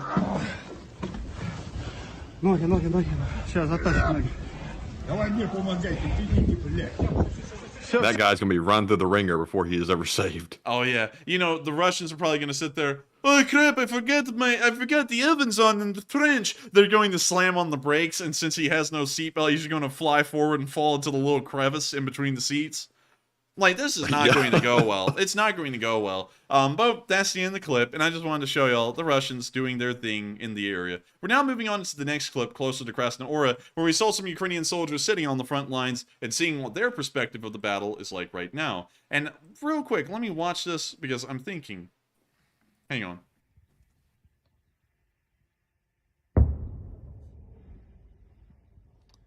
Hey, voices for Ukraine. I'm sorry, everyone. I actually just realized this is a duplicate from yesterday that was unfortunately brought over into today. Y'all have already seen this one, so we're going to be moving past it. But if you do want to watch it, you can go into the link in the description below, click on the link for the day 344 map, and go to this exact link. It'll be on this exact same spot of the map in the exact same color with the same symbol. We're now going to be moving out of the northern flank of the battlefield and on into the center, where we saw on the Russian side today that the Ukrainians were hitting the outskirts that were currently controlled by Russian forces. And we can hear the music flaring up. We can see the Russians down here. We can also see pre-made holes, which was very nice of the Russians or whoever dug them. And we can see the artillery already hitting their positions.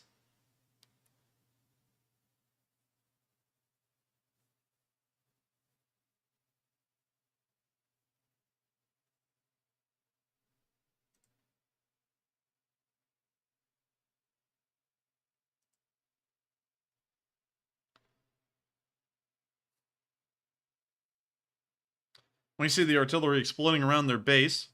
We see Russians running to the left side of the compound.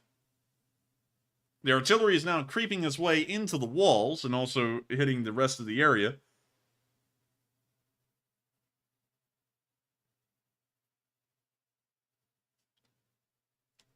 You see a couple of Russians right there running. We can actually see a whole flock of them have just fled out of the building, are now looking for new grounds. The Russian forces trudge forth into the dangerous nature that surrounds them, trying to find new warmth and comfort. Alas, the predatory M777 feasts upon the young as they try and escape to their new home.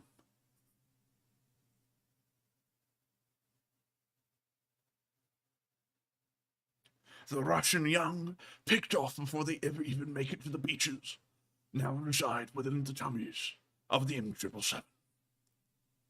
A tasty meal for a hungry artillery piece. Hungry for more. Oh, get out of here.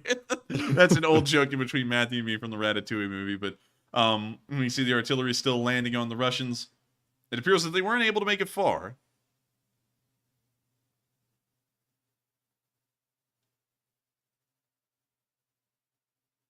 And that's the end of the clip, but it's great to know that they were able to get wiped out by the Ukrainian forces and that these Russians will not be joining the battle further on into the other city blocks a little ways into Bakhmut.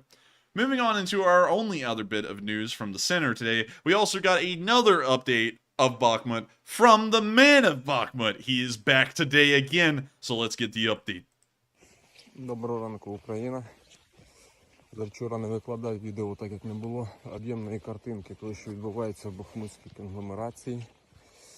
Тільки вже от на ранок почала поступати інформація з того, що там відбувається. Тож, коротко. Лінія від Солидар Бахмут.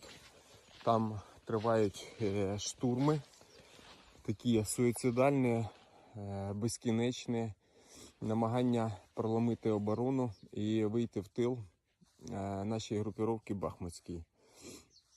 Але лінія оборони тримається, козаки там стоять дебелі, там непрості, і тому, я думаю, там все буде добре. Саме місто Бахмут. Штурми тривають, але я говорив і ще раз повторюсь, в лоб вони Бахмут не візьмуть. Щоб вони там не розказували, Бахмут під контролем Збройних сил. Я більше ніж впевнений, і так і залишиться. Є Бахмут, був і буде український. Із району Кліщіївки, туди в район Ступочки, до траси на Константиновку, нагнали там цих м'ясних жуковських батальйонів, женуть, ложать, не прекращаючися штурми. Любою ціною їм треба захватити, але там, я вже говорив, що заїхали дуже такі поважні козаки, і одні, і другі, і тому вони зараз роблять ту роботу, яку потрібно, а саме утилізують цих упоротих орків. І я думаю, що вже коли навала ця переб'ється, то вже таких упоротих, там вагнеров практично вибили, там їх вже мало залишилось. А ці вже, скажімо так, це рештки упоротих. Набирати упоротих навіть в ті великі рашки-парашки там особо немає. Тому підготовлено і того, що готово здихати там за ті грошики, рублі їхні, ну, його теж не так багато, вони теж закінчуються. І тому там сильно по цьому поводу в паніку впадати не треба. Да, вони ще там назбирали того гарматного м'яса і будуть перти. Ну, нічого. На жаль, ми зараз не знаходимося на місці і не стоїмо поряд з побратимами, але ну, то не наша воля. Був наказ, перевели на іншу ділянку. Ну, тому так. Інформацію, коли отримаю вже 100%, тоді я викладаю відео. Ну, завчора не було інформації, тому не викладав. Друзі, маю для вас гарну новину, але скажу коротко так. Не панікуйте, не бігайте по ресурсам, не слухайте тих говорящих голов із говорящими заголовками, бо сам читаю новини і офігеваю. Якби не знав обстановки, так можна з ума зійти. Скажу лише так. Почекайте недовгий час, будуть позитивні зміни. Вірте в Збройні Сили, це краще, що є в нашої держави.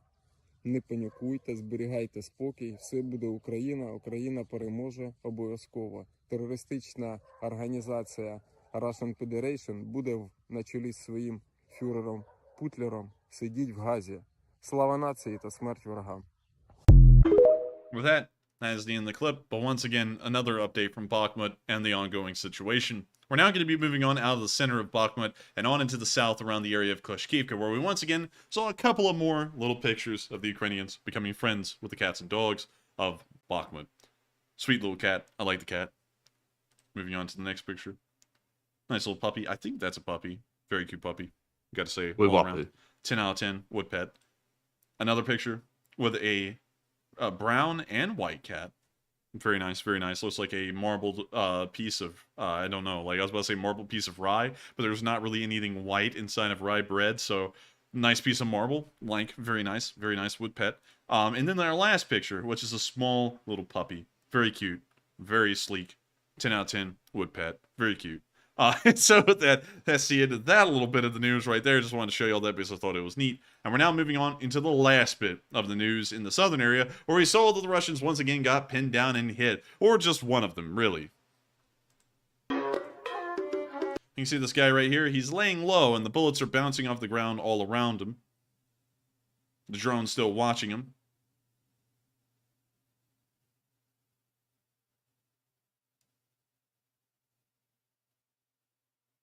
See him still chilling there. Just kind of hanging out. And it looks like, bliad, my knee. Now he's just going to slowly roll away. Left his AK there as well. Oh, dear. Oh, dear.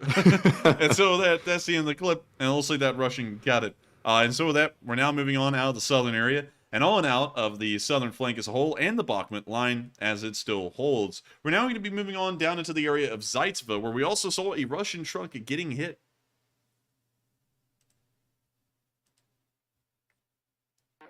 We can see these Russians going on a walk together, and we can hear the same song playing for the millionth time in the background. You see the truck back there. It is a Ural 4320. And we now see it getting hit by artillery and exploding. The three guys walking down the road are no longer seen.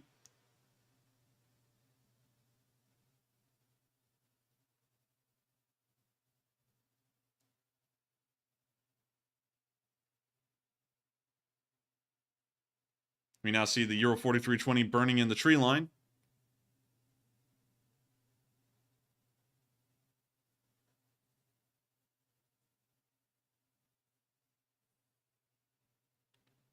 The truck's still continuing to burn quite nicely, roasting fairly well.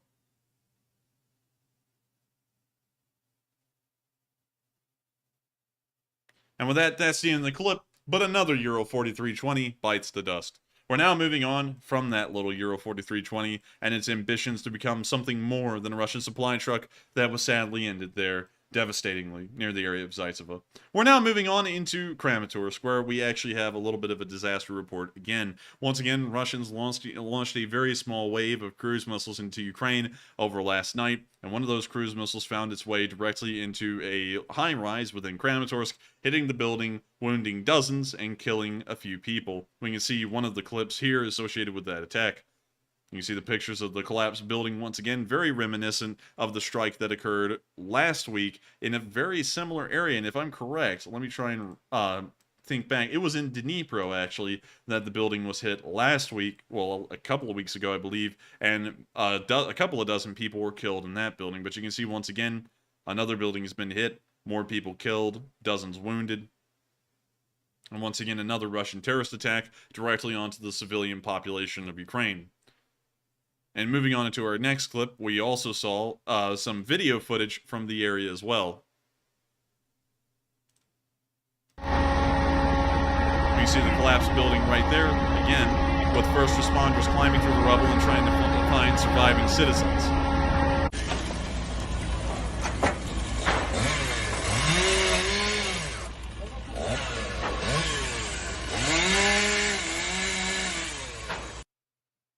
And with that, that's the end of the video, but it is fairly sad to see that once again, more Ukrainian citizens have been killed, and the Russians, once again, will do it as long as this war continues.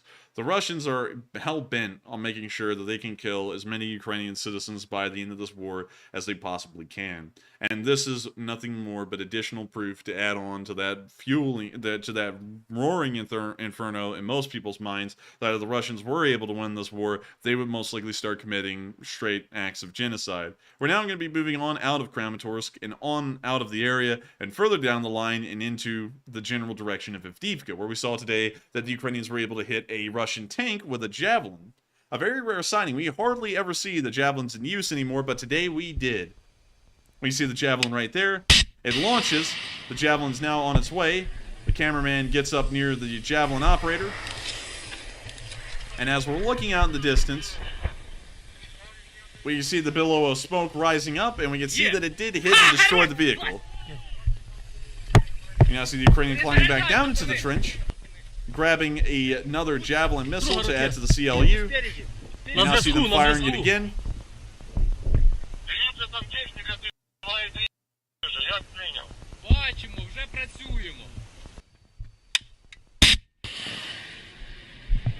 Every time a javelin fires, I hear "Roll Tide."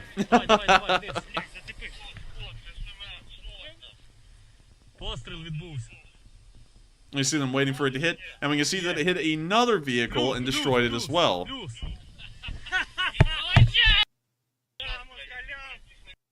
And with that, that's the end of the clip. But really nice to see that another javelin was in use and was able to take out not just one vehicle, but two. We're now moving on directly into Avdiivka, where we got some footage today of the ongoing firefights and battles that are ongoing in between the Ukrainians and the Russians. This footage was taken by the Russians, so take it with a grain of salt. You see them all firing their RPGs at the same time. No return fire, oddly enough. It's almost like they're using this building for a propaganda flick.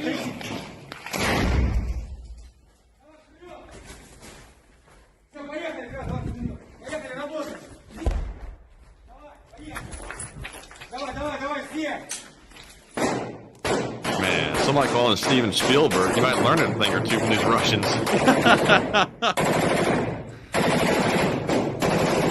Man, someone called Michael Bay because there's not enough explosions. Now I see them firing with wild abandon out of the building. And we can see here that a cheeky Russian was able to find the window. We now see this guy firing his BKB.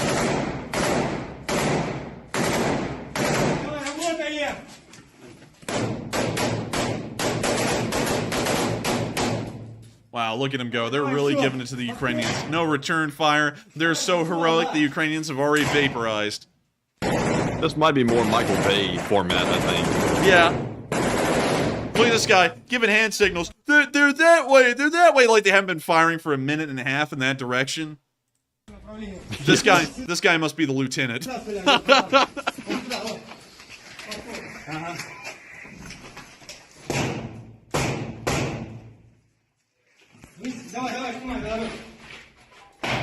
We now see this guy firing another grenade. What's he aiming at? I don't even know. He's firing grenades, and they don't even have the distance to hit that far. I always love myself a good Russian propaganda video. There's never return fire in it. Never a single shot comes back at them.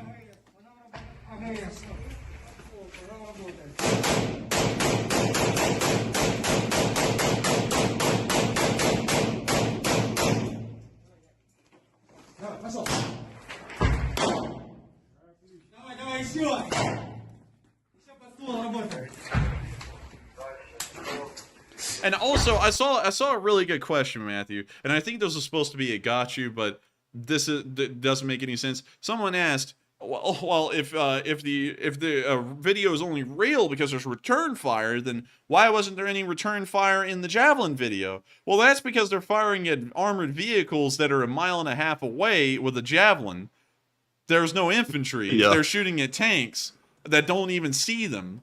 This is supposed to be a video where the Russian infantry are fighting Ukrainian infantry in the area of Avdiivka, so you would assume if they were actually firing back at infantry, there would be some kind of return fire. A squad just doesn't sit there on the other side and take it. An entire squad can't be suppressed at the same time, and even then, there would be a small amount of return fire, yet there's none.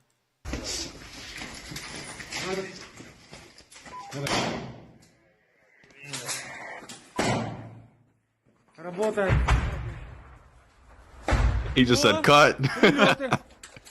And now another question was asked. Tanks without infantry support?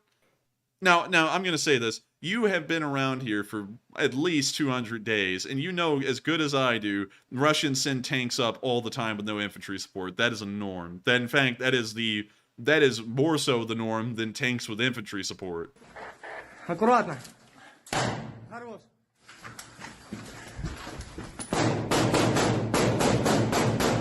We see them continuing to waste ammo.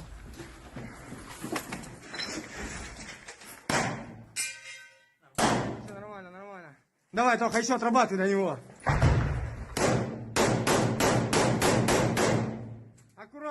Аккуратно. This guy's firing another Even grenade. fake radio oh my noises. God.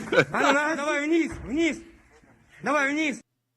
And so with that, that's the end of the clip. But I got to give it to him. Great propaganda flick. I'm sure this is going to win the Russian equivalent of an Oscar, which is probably called an Igor. But still, Yeah, why are they gonna blur their faces out? How are they gonna know where to send the Oscar to? yeah, they need to get these guys' faces. But with that, There's a artillery shell called Oscar that probably wants to see them. Oscar sends his regards, then gets them. But with that, that's the end of that clip. And once again, the battle is quote unquote continuing in Avdiivka, although the Russians have not made ground there over 12 months at all. We're now moving down to Marinka, where we also saw a Polish medic near the front lines, courtesy of Radio Free Europe for providing us with this footage and the story.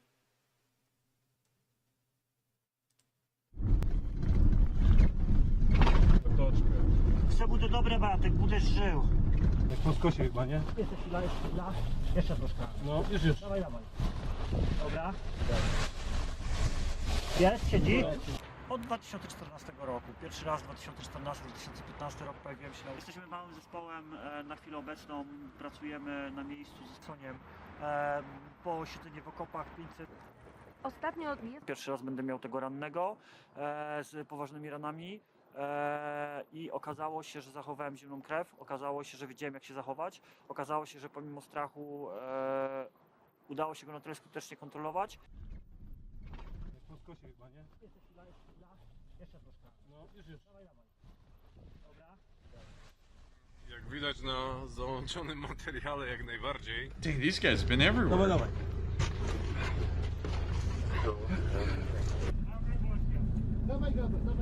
My musimy przede wszystkim stanąć twarzą w twarz z naszymi rodzinami, które boją się, że stracimy życie. My ich nie oszukujemy i mówimy, że tak, że może się to zdarzyć. Męża, żonie, życzę wam tego, żebyście, to co teraz słyszeliście, żebyście nigdy...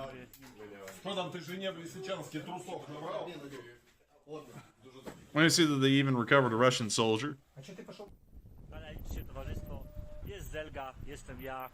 Jest sialala. Jest sialala. Nawet jeżeli jesz czerstwy kawałek chleba, to powinieneś się cieszyć, bo po pierwsze masz co zjeść, po drugie masz możliwość jedzenia, żyjesz.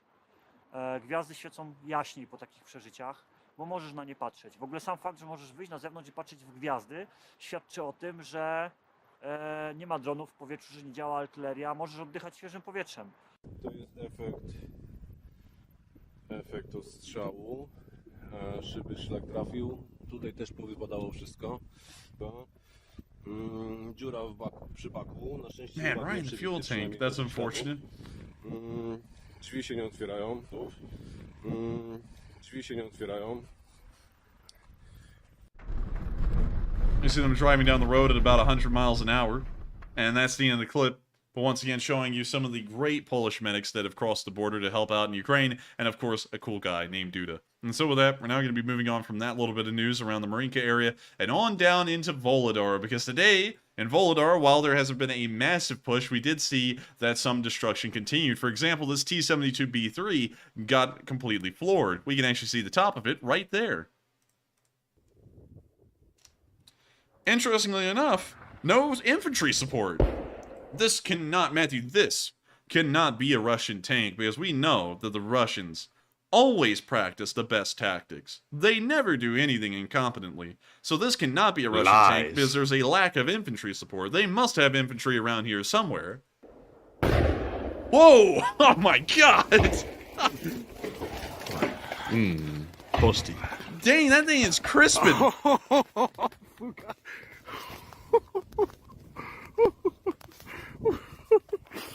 Oh my gosh, that was a crazy zoom lens. That was zoomed in like crazy. I thought the guy was right up on it. Filmed on iPhone.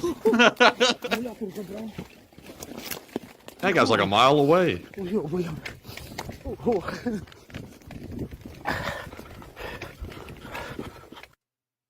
And with that, that's the end of the clip. But that's another T-72B3 that bit the dust. We're now moving on into the second clip from Volodar, where we also saw an HVM Stormer on the move. This is the first video footage we've ever seen of an actual Stormer. What's special about the Stormer? Well, the Stormer is the British equivalent of, I guess you could say, the Avenger here in the United States. It's an interesting little vehicle.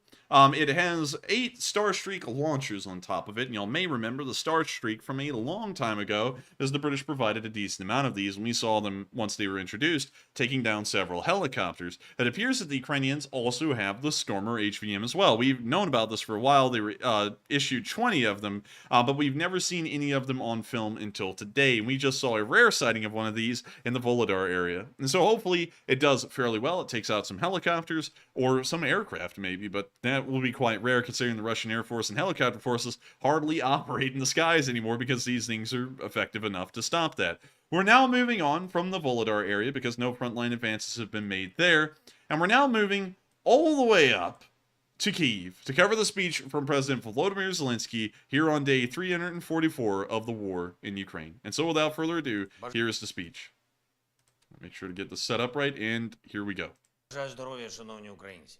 Сьогодні у нашої держави плідний день, плідний в протистоянні тим, хто навіть зараз намагався послаблювати Україну. Нікому ми послаблювати нашу державу не дамо. Дякую всім правоохоронцям, які сьогодні продемонстрували силу права і держави. Дякую уряду України за оперативне кадрове реагування. Зокрема, сьогодні були звільнені керівники митниці. Мені доповіли, що по частині з цих звільнених розпочаті дисциплінарні провадження. На жаль, в деяких сферах тільки так можна гарантувати законність, змінюючи керівників разом із впровадженням інституційних змін, змінюючи настільки, наскільки необхідно, щоб врешті люди не бруднилися на посадах. Сьогодні ж Служба безпеки України, ДБР Бюро економічної безпеки та прокуратурою в рамках відкритих кримінальних проваджень проведено десятки обшуків та інших дій в різних регіонах щодо різних осіб. Я не хочу давати політичних оцінок, які можуть бути використані цими особами в інтересах свого захисту, але я бачу з реакцій в суспільстві, що люди підтримують дії правоохоронців. Отже, рух до справедливості відчувається. І справедливість буде забезпечена. Особливо важлива чистота процесів в структурах Міністерства оборони і загалом Сил оборони. Будь-яке внутрішнє постачання, будь-які закупівлі, все має бути абсолютно таким же чистим і чесним, як зовнішнє постачання для нашої оборони. Хто цьому заважатиме, той не залишиться у відповідних структурах. І окремо хочу сьогодні подякувати працівникам Національної поліції України, які швидко відреагували на ганебні факти, про які стало відомо вчора. Факти знущань з дівчат, розпочато кримінальне провадження. Є перші затримання зловмисників. Процесуальні дії тривають. Насильству в Україні місця не буде. Сьогодні ж був і доволі активний дипломатичний день. Нашу державу відвідав президент Австрії разом з кількома міністрами австрійського уряду. Є вагомі міжурядові домовленості, є чітке розуміння того, що Австрія не буде нейтральною в питаннях захисту життя та Європи. Є чітка австрійська позиція по засудженню російської агресії, готовність надалі посилювати тиск проти Росії за терор. Дякую пану президенту Австрії, представникам австрійських міст, громад за те, що вони разом з Україною. Звичайно, сьогодні провів декілька оперативних нарад з нашими військовими. Фіксується певне збільшення наступальних дій окупантів на фронті, на сході нашої країни. Ситуація стає ще жорсткішою. Дякую усім нашим воїнам, які готові до цього і які демонструють потрібну Україні стійкість. Ми стійко пройшли увесь цей час від лютого до лютого.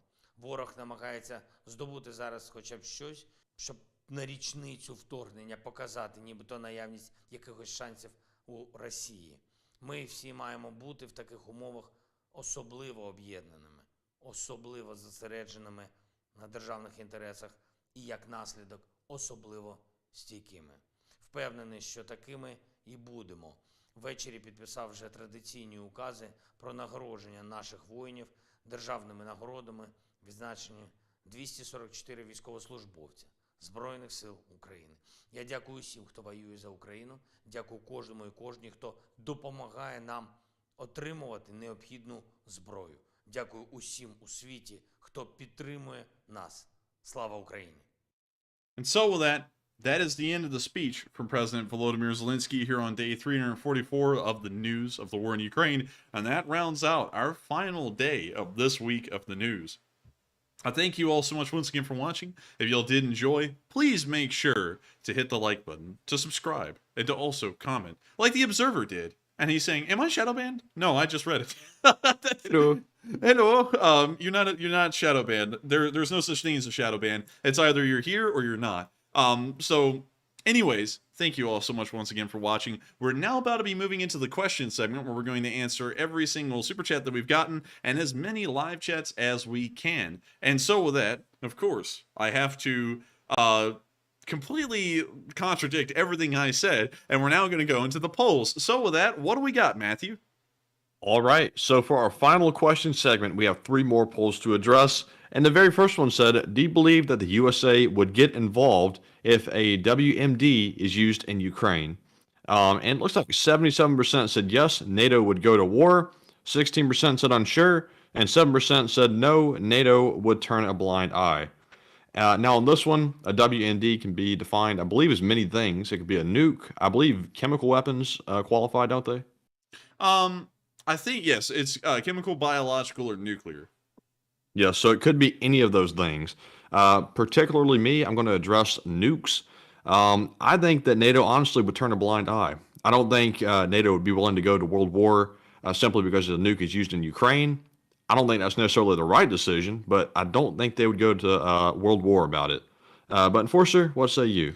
I think they would, because it would show that the Russians can do anything they want and have their way anywhere with nuclear weapons, which would pretty much create a environment of nuclear imperialism in a way, where the Russians would just expand anywhere there was a non-nuclear power that wasn't a part of anyone's alliance, and either make that a Russian puppet due to the threat of them getting nuked and NATO wouldn't do anything in response, or they would, of course, get glassed. So I think that NATO would get directly involved at that point, because they would be scared of the implications that if Russia can nuke Ukraine and we do nothing, what will happen to everyone else that isn't a member of NATO and isn't directly Western aligned or is neutral, that the Russians could threaten with nuclear weapons or nuclear war. And so I think that would certainly become a huge deal, and I think for that reason the US and NATO as a whole would get involved in the war as soon as something like that happened. So with that, I hope that addresses that poll fairly well, and we are on to the next one.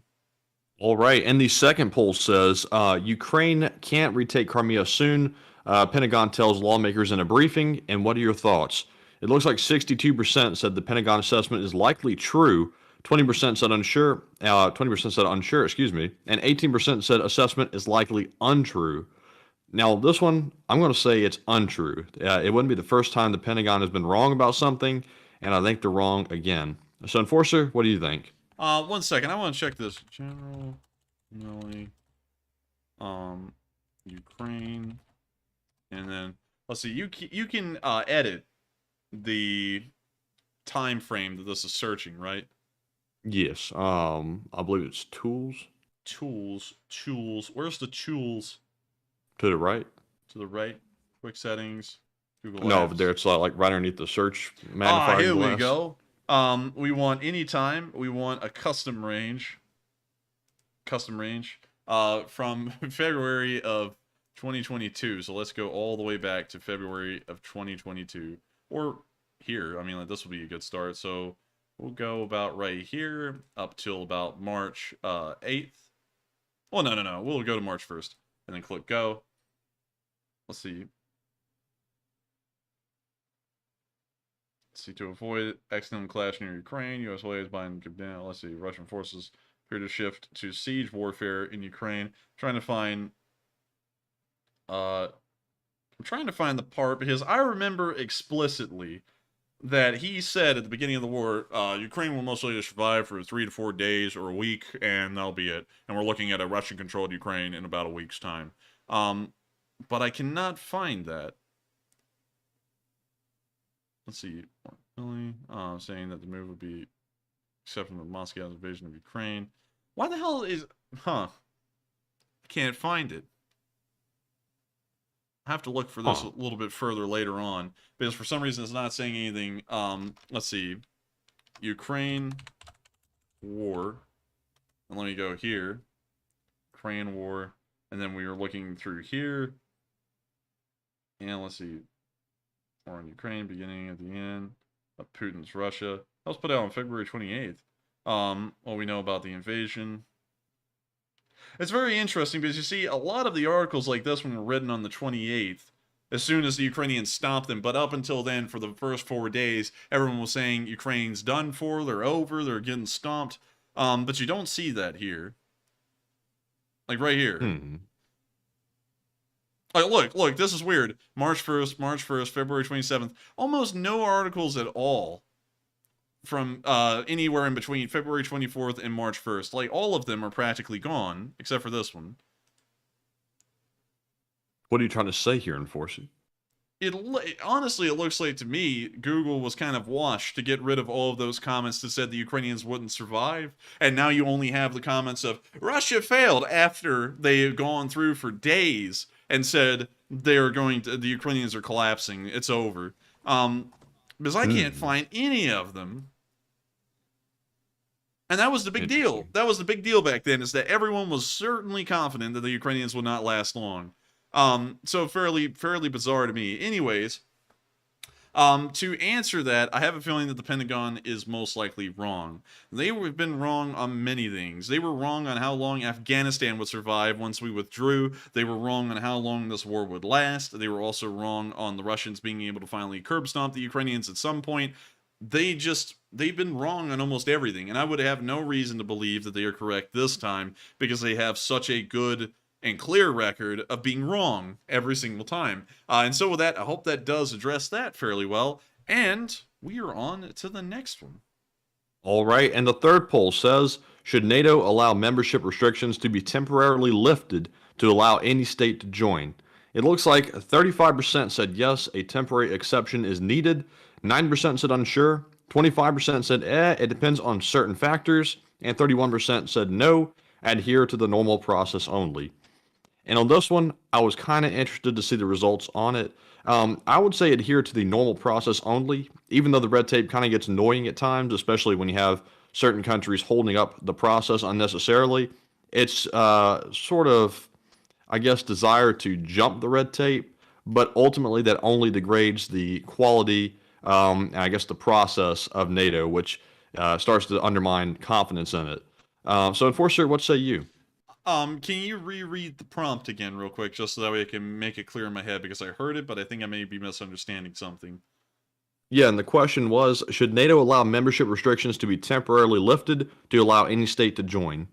No, because that also means that anyone could join. They may not even be in the area of the North Atlantic. We may see a country like South Sudan joining, and there's really no way we can guarantee them. And you know, that would pose a whole bunch of issues. So I would say, no. I would say that the normal process needs to be ensured.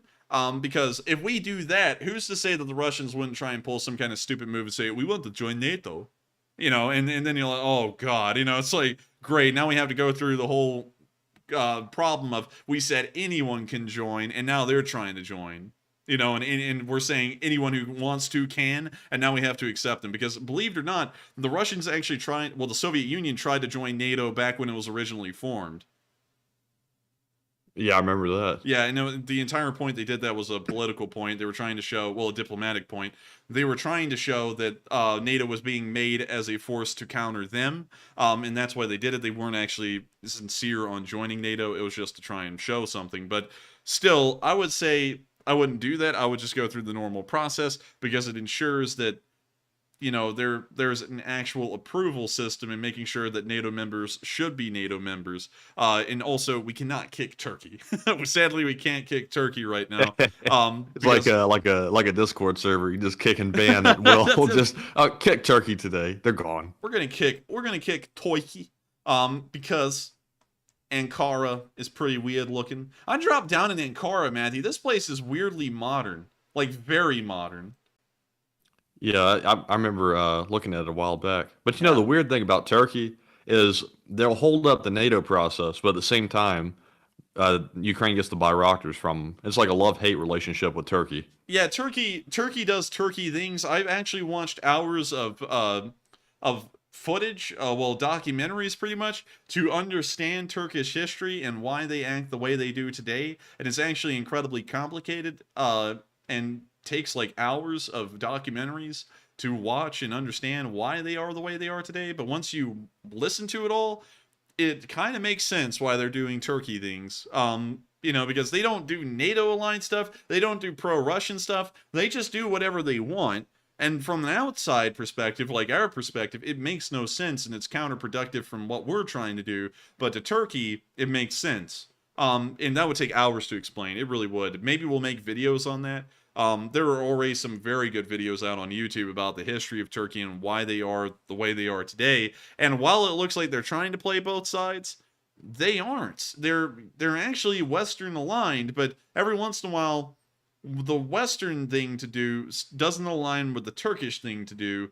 And so then they break away from the West a little bit and do their own thing, but it's not necessarily pro-Russian because of that. It's just Turkish. It's weird. I'll have to try and explain that in a video or something. But anyways, I hope that explains the whole thing fairly well, at least as far as NATO is concerned. I think there still should be a process. And so with that, I hope we answered that fairly well. And we are on to, I believe, the next one. And that was actually our last one. So, with that being said, that was all of our polls. So we're moving on to our Super Chat questions. And up first, for the final segment, we have one from Hal Rose, who puts in a $50 donation. And thank you very much for that, Hal. Who says, Enforcer, you and your brother are the real deal, and you show it with your dedication. And Slava Ukraine. And thank you. And thank you very much for the compliment as well. And thank you so much for the compliment. We try and work as hard as we can to make sure that this news comes out every single day. We're dedicated to it. And while I said a while ago that we were probably not going to, well, we probably were going to take a day off here at some point this week, we're probably not.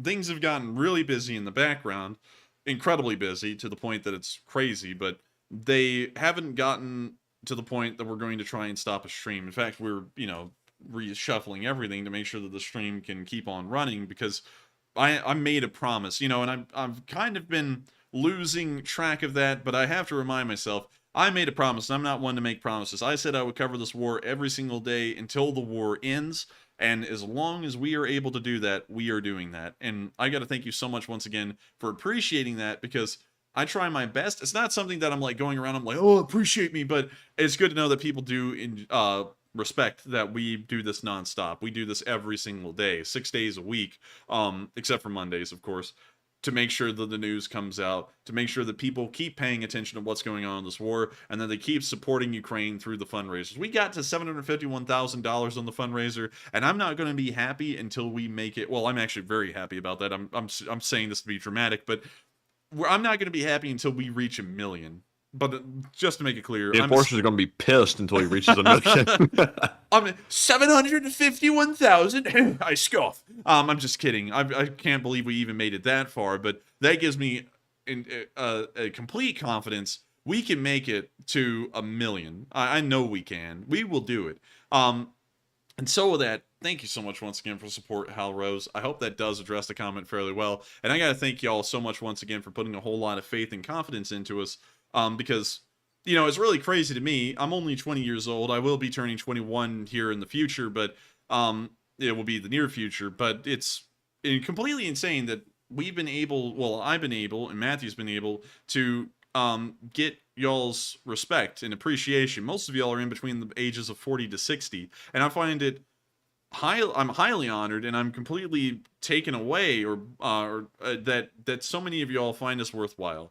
It just blows me away. I don't even know how to put it into words, but I gotta thank you for the kind words once again, Hal, and I hope we addressed that fairly well. And so with that, we are on to the next one, and thank you once again. And the next one is going to go to Santiago Flores, who puts in a $20 donation and says, "Good evening. For the whatever fund when needed, the orcs are trying to wear down the Ukrainian defense lines, but with no success. Really sad." And thank you so much for the support. And the Russians really are trying to whittle down those Ukrainian lines, but to no success. And losing a lot of guys. Really, really sad. I would have to say, it's probably the saddest thing we've seen since Nancy Pelosi. Absolutely terrible. It's the worst thing that's ever happened in the history of trade deals. It was terrible. We sat there and we gave Mexico Nabisco. And we got Rosie O'Donnell. It was absolutely terrible. But still, I don't even know why I whipped out a Trump voice. I just don't know why, but I felt like it. I thank you so much once again for the support. And this has got to be, as far as Ukraine is concerned, the best trade deal in the history of trade deals. I'm telling you what, it's beautiful. The Ukrainians, they lose a little bit of land, but the Russians lose every single soldier they have. It's fairly decent. And I promise you, the Ukrainians will get it back. Donbass, Donetsk, Luhansk, it's going to be great. It's going to be incredible. You're not going to believe it. It's going to be like better than ever before. But with that, we're on to the next one. And thank you once again for the support, because you're helping this thing to keep running. You're helping the pizzas to keep flowing. And without that, it wouldn't be possible. And so with that, make sure to buy my NFTs. They're $99.99. And with that, we're on to the next one. I always start cracking up whenever I do that. But with that, we are on to the next one. And thank you once again. All right, and our next one goes to Panama Floyd, who puts in a $20 donation and says, "Enforcer, I've heard Ukrainian soldiers describe their capture of Russian vehicles as Lend-Lease, as what I thought was a joke, perhaps referencing U.S. material sent to the USSR in World War II. What did the two of you think?" And personally, I still think it's a joke. Can you reread that one again real quick? Yes. I've heard Ukrainian soldiers describe their... Excuse me. Oh, my God. Hold on just a minute. Dang, okay. Oh my goodness, that recall is going to take me out. All right. We're going to pretend like that didn't even happen. Panama Floyd said, I've heard Ukrainian soldiers describe their capture of Russian vehicles as Lend-Lease, as what I thought was a joke, perhaps referencing U.S. material sent to the USSR in World War II. What do the two of you think? I think it's a jab. Like, they're saying that the support they're getting is so much it may as well be like the U.S. Lend-Lease to the Soviets in the 40s, and I'm taking it that way. How are you taking it, Matthew? I take it as a joke. Like, it's just it's said in such a flat, kind of sarcastic way. It kind of seems like they're being serious, but they're definitely just being sarcastic. I would definitely agree. They're being sarcastic, and it's a jab at the Russians and how many vehicles they're losing and how many the Ukrainians are getting from them. And so with that, I thank you so much for the support. I hope that does answer the question fairly well. And thank you so much for helping this channel to keep on running. And with that, we are on to the next one. All right, and our next one goes to Quadico50, who puts in a $20 donation and says, 2 KGB agents drinking. First one asked the second, what do you really think of the regime we live under? And the second one replied, the same as you. The first one thinks about it and responds, in that case, it's my duty to arrest you. Ooh. Oh. Now, Matthew, can you say, what the hell was that, man? What the hell was that? Send that to me on Discord real quick, Matthew, because we got to pull out the right voice on that one, because I know who that's actually supposed to be. There. All right. Let's see. Let me go to it. There we go. So I have a little something to tell you here while me and Nancy go to the ranch to ride horses. I've got a little joke to tell you all. 2 KGB agents were drinking. The first one asked the second, what do you really think of the regime we live under? The second one replies, the same as you. Miss me. The first one thinks about it and responds, in that case, it's my duty to arrest you. Oh, you're so funny, Mr. R. I can't say his full name because it's, and I actually slipped up on Orange Man because he's supposed to be Orange Man. Then earlier on, when I did his impression, I sat there and said his actual name. But that was actually supposed to be the Ronald, if you know what I mean, Matthew. Oh, yes. Yes, he's a fairly interesting guy. We're going to balance the budget, and we're going to make sure to sell the missiles to the Iranians and give the money to the drug-pushing Contras. It's a good deal. It's a great one. But with that... Now watch this drive. But with that, thank you so much once again for the support. I hope we addressed that fairly well, and I hope we did the voice you were looking for. And so with that, we are on to the next one. And thank you so much once again for the support and helping this channel to keep rolling. Yes, indeed. And up next, we have a $20 super chat from Nick Riva, who says, greetings from Santa Monica, California. What's your take on the offensive that RF has warned about? Is this rhetoric, or should we expect a material offensive? Thank you, gentlemen, for the depth of coverage. And thank you, Nick. And thank you, Nick, for enjoying it. Now, to answer that question, make sure that we can do this as best as possible. We need to make sure they answer this voice. So, I don't believe it's going to happen. Reason being, they have a lack of trained troops, they have a lack of command structure, they have a lack of logistics, and they also have a lack of supplies. For those reasons, it's been incredibly impossible, or nearly unlikely, for them to conduct a successful offensive on a large scale in the southeast. So the idea of opening up an entirely new front line that would be equal in size to the southeast, that would be completely supported, well-trained, and able to carry on some kind of initiative would be highly unlikely for all those reasons. So I feel like it's most likely hot air. There really is nothing behind this statement, and I don't believe it's going to happen. And also, the massive nail in the coffin to me is that we've gotten no satellite or picture evidence that such an offensive will occur, and we've not seen any proof of it. Offensives like those require massive buildups. You always hear about buildups in the southeast right now. For example, we hear that there's massive buildups of Ukrainian and Russian forces in the Zaporizhia area. And we know because of that, one side is preparing to conduct an offensive, or the other is. But we don't see that anywhere else outside of the South, and we're not getting any picture evidence to show that. So, in my opinion, I think that this entire supposed Russian offensive that will be beginning somewhere else is all fake. It's not happening because we don't have any proof to show that they're trying that, and we also don't have any real reason to think that that would be possible on their end at all, from a practical standpoint. And so with that, I hope we answered that fairly well, Nick. And thank you so much once again for joining this channel and giving us a nice little compliment. It means a lot to us and helping this thing to keep running. And so with that, we are on to the next one. And it looks like I saw BC Skyman say in the chat, I hope you're right, but many Ukrainians are very nervous about the coming February 24th date. I've got to say, it seems to me like the Ukrainians like have a really bad gut feeling about February 24th, and it appears the government is also sharing the same sentiment as the Ukrainian civilians. So hopefully nothing happens. It could just be a bunch of, hype. Sometimes symbolic dates stir up a lot of fear, but with the Russians, it never turns out to really be anything. Because really, what could they do rather than resort to the ultimate extremes, which I kind of still doubt they'll do. Let's see.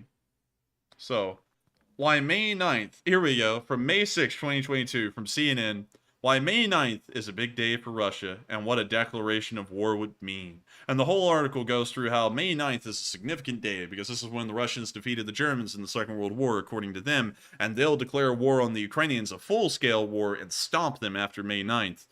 And this is why I don't really believe about special dates, because this was a special date that was hyped up to hell and back. I mean, like, everyone on this channel was asking about it when we were getting up to May 9th. Is anything going to happen? Are they going to do anything? And I said, probably not. And May 9th came and went, and nothing changed. Nothing happened at all.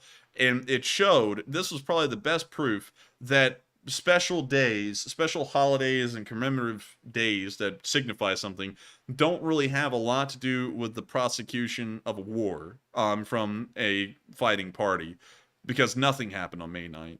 And we can see that right here, this whole entire article goes into great detail about how they were going to mobilize, how they were going to stomp them, and it didn't happen. It didn't happen at all. And that's my main reason why I'm not believing this one. Because I feel like everyone now is feeding into this paranoia and fear about dates that don't really mean anything. Because on February 24th, it is the start of the war. It's the 365th day a year ago. But that doesn't mean that the Russian supplies will be ready to go by February 24th for a brand new offensive. And if they were ready days beforehand, why wouldn't they start it then? Because the Ukrainians would probably be able to tell over those next few days in between February 20th and the 24th that the Russians were preparing to attack, because the signs would be clearly obvious at that point, and they would have over 108 hours to prepare for this oncoming Russian offensive. And by then, the Russians will be running into a straight-on wall of Ukrainian defenses like they did in Bakhmut. And that's why I'm not really believing this, because February 24th in any other significant day never becomes anything. It never turns out to be anything important, because military strategy and planning doesn't ever revolve around holidays. So with that, I hope that answers that fairly well. But you do have a good point, BC. And so with that, we are on to the next one. All right. And the next one goes to Walter A. Lakota Jr., who puts in a $10 super chat and says, Aloha, the Enforcer Matt, and LSA from OG Ellison Bosun. Yeah! Yeah. He says, it seems the AFU is probably or trying to make a big move with Western military doctrine on taking and splitting the land bridge. And I would agree with you completely, Walter. I think that they are going to be trying to do that in the future. We see massive military buildups in the area on both sides, and it shows that either the Ukrainians are going to be trying to break that land bridge, or the Russians are going to be trying to help secure their land bridge. Either way, there will be a large battle occurring here in the future, and it most likely will determine the outcome of the occupied Kherson Oblast, south of the Dnieper River, and also Crimea as well, if the Ukrainians are able to succeed. And so with that, thank you so much once again for your support, Walter. You have been a massive channel legend and also a big channel supporter, both on the fundraisers and also here helping this thing to keep running. And not only that, you are the one who popularized in Lee Spring Army memory Fort de Russie. Oh no. And so thank you so much once again. You, and also all jokes aside, you have really taught me a lot about Hawaii that I didn't know, and some really cool fun facts about it. And I always love, and you know, while I cover the Ukraine war, I want y'all to know I absolutely love fun facts and interesting tidbits about anywhere y'all are from, or anything like that, or where y'all are from even, because it allows me to take a look around the world and also have an excuse on stream to do it with y'all. So if y'all want to share any cool facts, please do, because Walter has shown me so many cool facts about Hawaii that I look at Hawaii very differently now than I used to. Although I knew the history of how it went from a kingdom to a territory and then a state and all that, I didn't know all the extra little details that Walter has been able to share with us. And so that, thank you so much once again to our Ellison OG Bosun, who is also Lord, I believe he's the princely lord of the snow crabs, because he was the one who brought up the whole snow crab thing a long time ago, and also the I believe the Lord Admiral of the North Pacific. And so with that, I hope that does address your titles fairly well, and thank you so much once again for being a Lee Spring Army, well, Lee Spring Navy legend. And with that, we are on to the next one, and thank you so much once again. And the next one goes to Chip Kerwan, who puts in a $10 donation and says, why no follow-up attack on the Crimea Bridge? I'm not really sure. I would have to be honest with you. It kind of baffles me as to why there has not been a second attack on the the Crimean Bridge. The reason for a lack of an attack may be that the Ukrainians don't have the ability to, and it may have actually been true that it was one of those kamikaze boats, and they've now not been able to find a way to get the kamikaze boats that close to the bridge again. So, good lord. Thank you, Fly. And also, welcome, Miranda. That's your first super chat. We'll get to that in a minute. But I really can't explain why. And I'm at a loss for the reason, much like you. I'm completely in the dark as to why it wasn't attacked a second time. It was damaged significantly. A second attack would have completely demobilized the bridge for a good while, but it just never came. And so with that, I hope that does address the reason why I don't have an answer and why really I don't think anyone has an answer. But with that, thank you so much once again for support. I hope we tried to answer that the best we can, or answer why we have a lack of an answer. And with that, we are on to the next one. All right, and up next, we have that $75 super chat from Fly Eagles Fly, who says the Eagles are in the Super Bowl. Here's $75, and great job tonight, guys. And field a question from the chat, please. And thank you, Fly Eagles, for that support as well. And also, I wish I knew more about the Super Bowl, but sadly not. Well, Matthew, I can tell you all about it. You see, it's a giant bowl. Yeah, I know what you're about to say. I know it. I know it. It's a giant bowl. It's a bowl so big that people are always in disbelief about the true awe and size of this bowl. And people around the world, well, people in the United States specifically, have begun to deem this bowl with a certain name. They call it the Super Bowl because there's no other bowl that has gotten as big as this one. You can fill it. This feels like a segue into a Yo Mama joke or something. You can fill it with the entire national production of Cheetos annually, or all the popcorn produced in AMC theaters, which are rapidly closing down and will probably not exist here in the next few years. But moving on from that, that is the Super Bowl, and we've now heard that the Eagles are in the Super Bowl. Now, I'm wondering, Matthew, with the absolute incredible size of this bowl, how many Eagles can we fit in this bowl? The world may never know. The world may never know. It's like the question, how many licks does it take to get to the center of a Tootsie Pop? And the last time I asked someone that in public, they said, what the hell are you, a creep? And I don't think they understand that that was from some old commercial back in the early 2000s. I think Please tell me that's a joke. Yeah, it's a joke. It's okay, a good. Joke. But still, I thank you so much. I think Matthew was serious there. He's like, tell me that's a joke, man. Obviously, I wouldn't say something stupid like that. Jeez. But anyways, I thank you so much once again for support, Fly Eagles Fly. And also, it's great to hear that they are making it to the Super Bowl. And I know you're a huge fan of the Eagles. I don't really know a lot about sports, but I do wish your Eagles the best of luck. I hope that they fly down the field with the football right into the touchdown zone and get themselves some pretty good scores. Now, that is not us siding with any football team, but Fly Eagles Fly has got to be the biggest diehard Eagles fan I've ever seen, because I've never met another Eagles fan. So I hope that the Eagles do win. And so thank you so much once again for enjoying tonight's stream. Thank you for supporting it, so that way we can help this thing to keep running. And we will make sure to get a question from the live chat as well. And so with that, what do we got, Matthew? And the question from the live chat, sponsored by Fly Eagles Fly, goes to Andrew Hickey, who says, do you think the UAF using TikTok is ultimately China feeding intel to Russia, or are they holding that information back? China feeding intel to Russia? Yeah, from TikTok. I would doubt it. UAF uses TikTok a whole bunch. I would doubt it, because we've seen that the Russians have usually been the ones getting smited for using their phones more. So it shows that if they were, it looks like the Chinese are just extolling information to anyone who wants it, both the Ukrainians and the Russians. So I would highly doubt it, and we've never really seen that come back and bite Ukrainians, because we've seen the same guys uploading nothing but continuous footage on TikTok, and none of them have ever got, well, very, very small amount of them have ended up getting killed. And so for that reason, if they get killed, it must be straight coincidence instead of the Chinese delivering that information to the Russians. So with that, I hope that... I still personally think that they shouldn't allow the soldiers to film on the battlefield. But for some reason, that's never been an issue in the war. Although I thought it would have been, but to my surprise. It doesn't appear to be, and if anything, it really is a great boost of, I guess you could say, information to the rest of the world about Ukraine and their people, because you get to see the regular soldiers of Ukraine in their normal daily lives doing what they do on the front, and it allows you to I guess you could say, personify or personalize Ukrainian soldiers a lot more than Russian soldiers that you only see in very fake propaganda clips, and also other clips that are sneakily made where you see them committing war crimes. So I would say it actually works out in Ukraine's favor in the end, because if it wasn't for them making all of these videos and films, we wouldn't have anything to show to anyone around the world. This news would be completely dominated by the mainstream news, because they can afford all of the news crews to travel over there and then spin whatever story they want.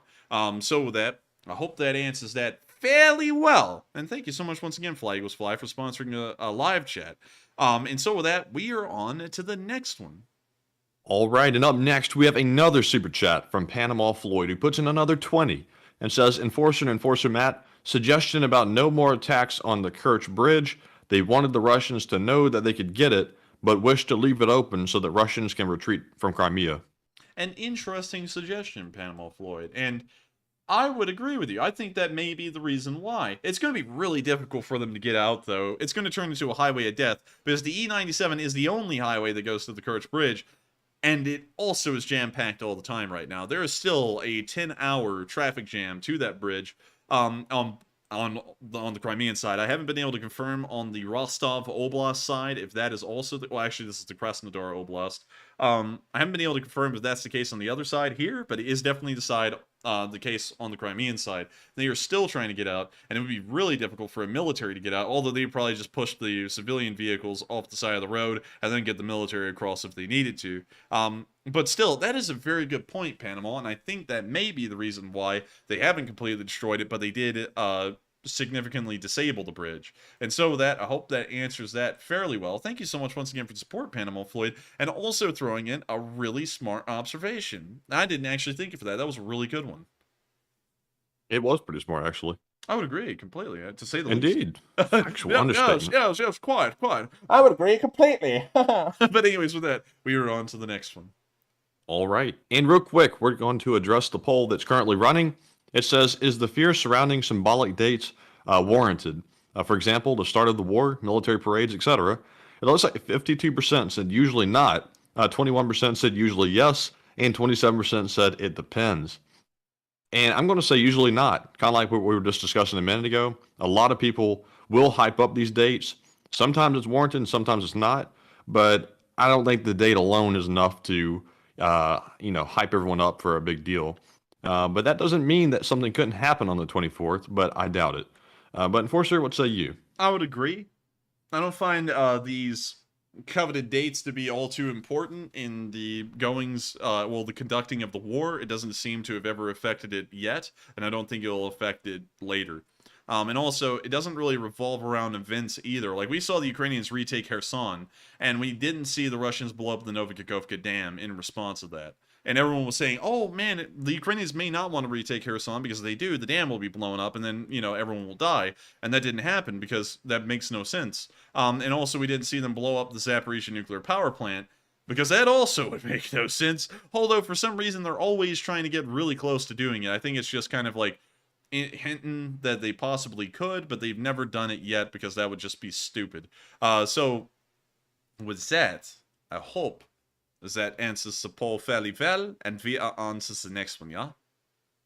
And the next one goes to Miranda Nelson, who puts in a $20 donation And it's the first super chat, by the way. And Miranda says, you guys are knocking it out of the park tonight.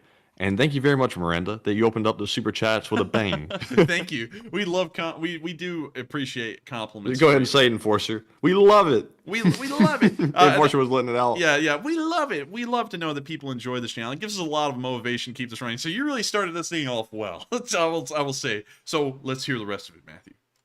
That was it. That's it? That was it. You sure? That is it. Hang on. Oh, that's it. That's it. But that was Miranda Nelson's first super chat. I thought there was more. I thought there was a question attached to it. But it is literally just you guys are knocking it out of the park tonight. I got to thank you so much for that, Miranda, because that means a lot to us that people really do enjoy this thing. Because, you know, we could just be some random guys sitting around just, you know, clambering on and telling other people to call them out. And I'm glad to know that people do enjoy this channel, because I put in my heart and soul. Why in the world did I say that so weird? I put in my heart and soul into trying to make sure that this news is good every single night. Everything takes second priority to this news, and I'm glad that you enjoyed it tonight, and I'm glad that we were able to knock it out of the park. And so with that, thank you so much once again for the support. Sometimes I don't know if we're deserving of that praise, but I will accept it. And so thank you so much once again, and we are on to the next one.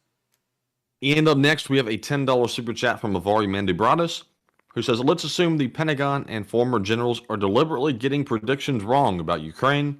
If that is correct, why might that be the case? Or is this a stupid question? Pick a comedic voice. Call them out. Call them out. Call them out. Call them out. Let me sit here. Let me sit here and act like I'm going to dissolve the beef and then start up the beef right over when someone tries to reach out to me and I blow them off 4 times. Let me do that. Just when you thought the beef was on simmer and then they turn it up to high. Yeah, I thought we were going to have like a braised beef, but then it ended up being a well done cooked wagyu, which is like the most heinous wagyu? crime. Yeah, but well done wagyu, that's just a heinous war crime right there. I'll take it well done. But moving on from that, I'll actually do you a good voice, Avari.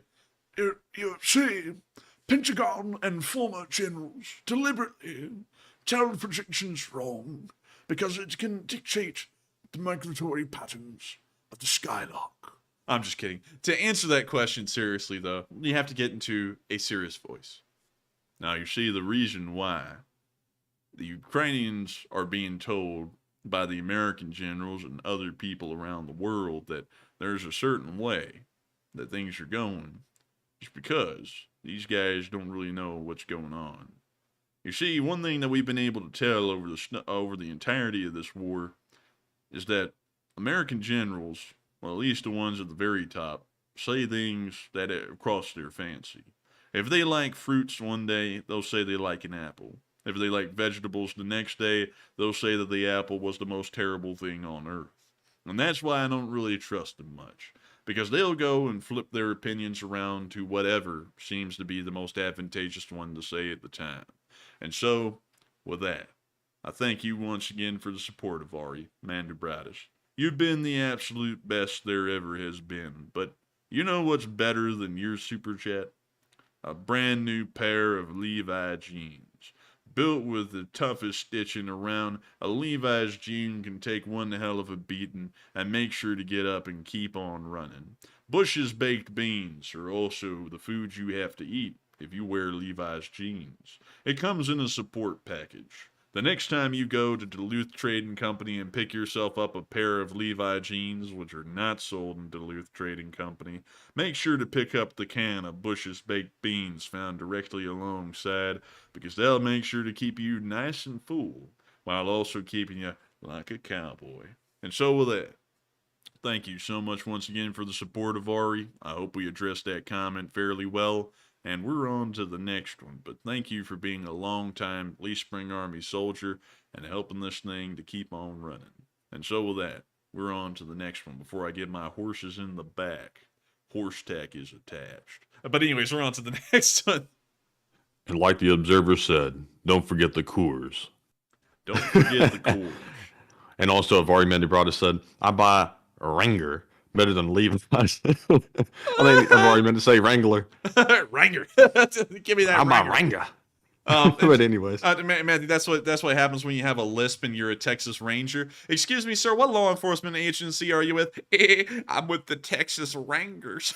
But anyways, we're on to the next one. I'm just kidding with you, Bari. I think I wear Levi's. I'll have to check again, but I think too much information, Enforcer. OPSEC. Oh, come on, it's a pants brand, but you have to keep OPSEC even with pants.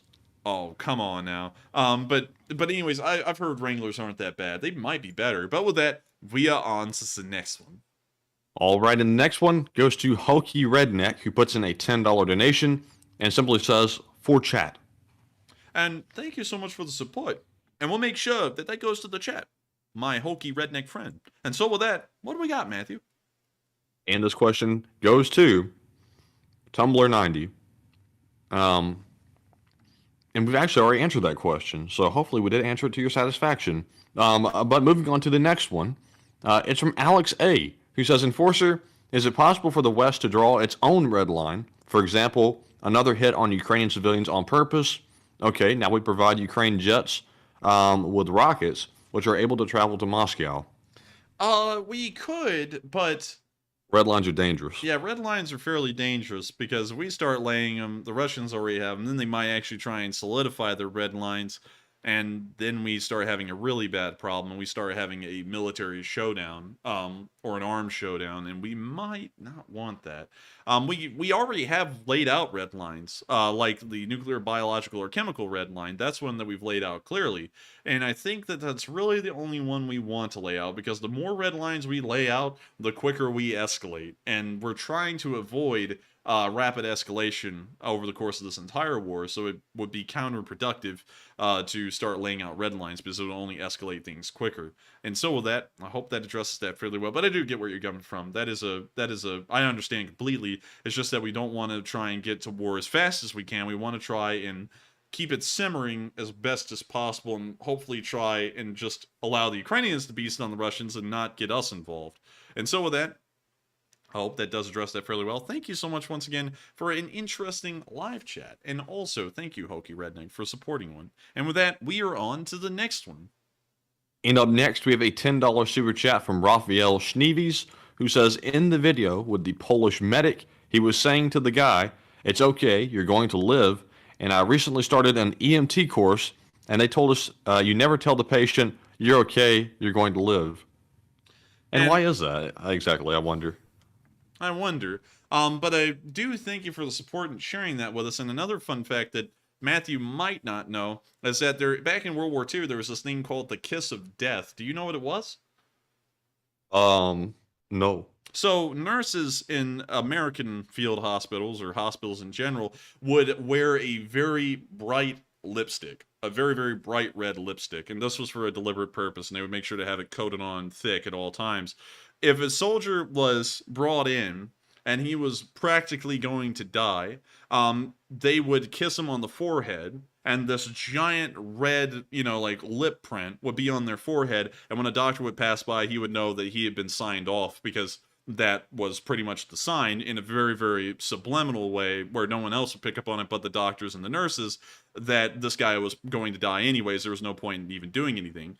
So that was where the kiss of death came from. Now, that obviously phased out. We don't have that around anymore from what I know, but it's still really interesting to hear, and that's where the whole kiss of death thing came from. You were pretty much being signed off that you were already dead, and you were just waiting to die. But moving on from that, I wonder if the reason why they tell y'all not to say that is because they're trying to get away from that kind of stuff. I don't really know, but that is really weird to hear, and I always wonder why that is the case, because it would be very reassuring to hear, yeah, you'll live, but it's they never say that. I see some folks over here saying, no, you want to keep their adrenaline up. So why don't you just yell at the patient, "Hey, bud, you're gonna die. You better start getting that adrenaline up. Hey! you're gonna die." Wait a minute, no, I got a better one. When they sit there and say, "I can't feel my legs," just grab their legs, just put them in their hands. You can feel them now, can't you? Like, that would keep adrenaline going. Maybe. But seriously though, Raphael, I'd like to know why that actually is. Like, jokes aside. I've got to be honest with you. I would really like to know, and also, it is good to keep adrenaline pumping, but I feel like, I don't know, for some reason I feel like reassurances would be nice, because I would like know, oh yay, I'm gonna live, that I'll be fine, because then I'd probably just sit there and be like, oh, I'm gonna be okay. But I don't know, because if you tell someone that they're probably gonna die, they're probably gonna try and fight harder. I see some folks saying it's for legal reasons. I can tell you that somebody said you can't guarantee they will live. I doubt anybody's going to sue over that and say you guarantee I was going to live, because they can't sue if they're dead. That's the first thing, and then their estate probably isn't going to sue saying you guaranteed they were going to live, because that would be a crazy lawsuit. And also, I don't think that would go anywhere. Also, it's not like a contractual obligation where you're signing a contract where they say we guarantee you will live. It's just some guy saying, "Hey, man, you're gonna live. You'll be fine," and then you drop dead. And Yeah. It's like, it wasn't contractually binding or anything. It was just a statement in the moment. And I'm sure a court wouldn't sit there and go, you know what, this guy trying to reaffirm this man to think he'd live. He's a sick, evil person, and they need to pay. I don't think they'd be like that. They'd be like, well, he's trying his best to calm the guy down, and he ended up dying anyways. But with that, I hope that addresses that. I might be wrong though. I don't know, but that's how I'm looking at it. And with that, we are on to the next one. So make sure, everyone, if you're in an ambulance and someone says, yeah, it's okay, you're gonna live, tell them, can I get that in writing, please? Could I get a contract with that on it? But with that, Are you making a material guarantee? Like suddenly, get all legal on them in the midst of dying. But I saw somebody say allegedly. Allegedly. Oh yes, of course, allegedly. And so with that, we are on to the next one. And I don't know why we're getting all hush hush now, because when we said allegedly, we both got quieter. But with that, we are on to the next one. And I hope we addressed that fairly well. And thank you for the support. And up next, we have a $10 super chat from Aquatico50 once again, who says an American and a Russian are out drinking. Here goes another one. Oh, no. The American says, quote unquote, we have a problem with fake news. What's the Russian word for fake news? The Russian, bewildered, thinks about it and responds, nus. Oh, I get it now. I get it. Do you get it? Yes. Yeah, it's pretty good. I like that. Also, if you'll look at a list, Russian journalists killed. And we go to the Wikipedia page of the list of Russian journalists killed. It's actually kind of crazy. They actually keep a count of them over the course of each year. And it's actually quite considerable. The total over the years 1993 to 2009 was 200 journalists killed by murder, crossfire, or a terrorist act, and 165 of them by murder only, and 50 of them were killed after trials. Damn. That's a lot. That over the course of a 16-year span in between 1993 to 2009, over I think it's 400 journalists, a little over that, were killed. It might even be more dangerous to be a journalist in Russia than to be a squad member in the Russian army right now, because those guys were getting slaughtered. And if you go down to the list, you can see the list right here all the way from 1992 all the way up till the present day, and the list is extensive. It is very long. It's incredibly long. The most dangerous man is the one that speaks the truth, as Vladimir Putin once said, allegedly. Oh, well, I mean, allegedly. We can't say that because he might sue us. I'm just kidding. We don't care. But yeah, I wish Vladimir Putin would sue us. That'd be lovely. Let's see here. 2021. Look at this. 15th of April. They started 2018 off on a good year. Maxim Borodin died of injuries from falling out of a window. That's literally the opening line to that one. Let's see here. Was found dead after being stabbed by an unknown assailant in Nizhny Novgorod. 3 journalists were murdered in the Central African Republic while reporting on the involvement of Russian private military companies and armed dealers in that country's civil war. Let's see. His body was found 11 days later. Let's see. Disappeared after leaving. His body was found in a river. Orlov was a correspondent and presenter. Let's go back here. That's crazy. The opening death of a journalist in 2018 was falling out a window. No way. We're making that joke, and that he died from falling out of a window. That's like, can they not find another method to assassinate people? At this point, if nobody's caught on to that in Russia, they are never going to catch on to anything. Let's see. Shot dead. A lot of them get shot dead or stabbed. Oh, and look at this. Alexander Kudzinski was stabbed to death by local businessman and former deputy mayor Gennady Zhigarev in Tulin, Irkutsk Oblast. Kudzinski had campaigned against abusive and illegal practices in the construction of a shopping mall in the town center since 2007 and regularly complained to President Dmitry Medvedev and Governor Dmitry Mizintsev about the issue. And so in response, the guy who's supposedly conducting abusive and illegal practices goes and stabs someone to death, which really makes him look like an innocent man. And then this guy just sustains a mysterious head injury. This guy was shot 6 times in a drive-by shooting outside his newspaper office in Dagestan. This guy here got head injuries. Again, oddly enough, this guy was killed in a drive-by shooting. This guy was, killed along with 4 members of her family when the speeding vehicle hit hers on the highway in Chechnya. So that one kind of sounds like it may be an accident. That one's probably one of the few believable ones. Fatally injured and later died in the hospital after being hit by a vehicle. Presenter stabbed to death in his own apartment. Shot dead while traveling with a team of repairmen. Shot and killed by unknown gunmen in Dagestan. Went missing, later found murdered in a flat where he was renting in Kaliningrad. Stabbed to death at his dacha. Died from a beating. Damn, died from a beating. That's got to be bad. You know, that guy must have been beat terribly to die from one, because it's pretty... It doesn't take that much to be killed in a beating if they beat you the right way, but most of the time, that would be really tough to get killed in a beating. But that's dang. tough. Yeah, I mean, that shows you how brutal and filled with bloodlust, I guess you could say, like, the upper guys in Russia are. Even the local people, like, on a city level, seem to be bloodthirsty. But with that, I hope we addressed that fairly well, and we are on to the next one. But thank you so much once again for the support, and I hope we addressed that fairly well. All right. And up next, we have a $7 super chat from Rocco World Domination, who says, fact about Saskatchewan, the town of Melville. Right. Yes, the town of Melville is named after Charles Melville Hayes, the president of the Grand Trunk Railway. He was one of the many who died in the sinking of the Titanic. Cool. Let's go to Melville. Here it is, right here. And you can probably see why it was called Melville, because it has a pretty large rail yard that was probably run by the Grand Trunk Railway. The Grand Trunk Railway was actually a pretty big deal back in its day. Let me go pull it up real quick. The Grand Trunk Railway. This is it right here. There's their logo. They were very creative with the logo. It literally is just their name. Like, no symbol or anything. That was their operating routes right there. You can see them. And let me show y'all one of their... later on locomotives, because Matthew might remember these, because they were usually rented by CSX down here in the south. Ah, a GT. A GT. That's where they come from, the Grand Trunk. But still, really cool. And also, that's really cool to hear that Melville was named after the guy. So let's drop down there, and let's see what his little town looks like. Oh, it doesn't look that bad. It looks like a small American town.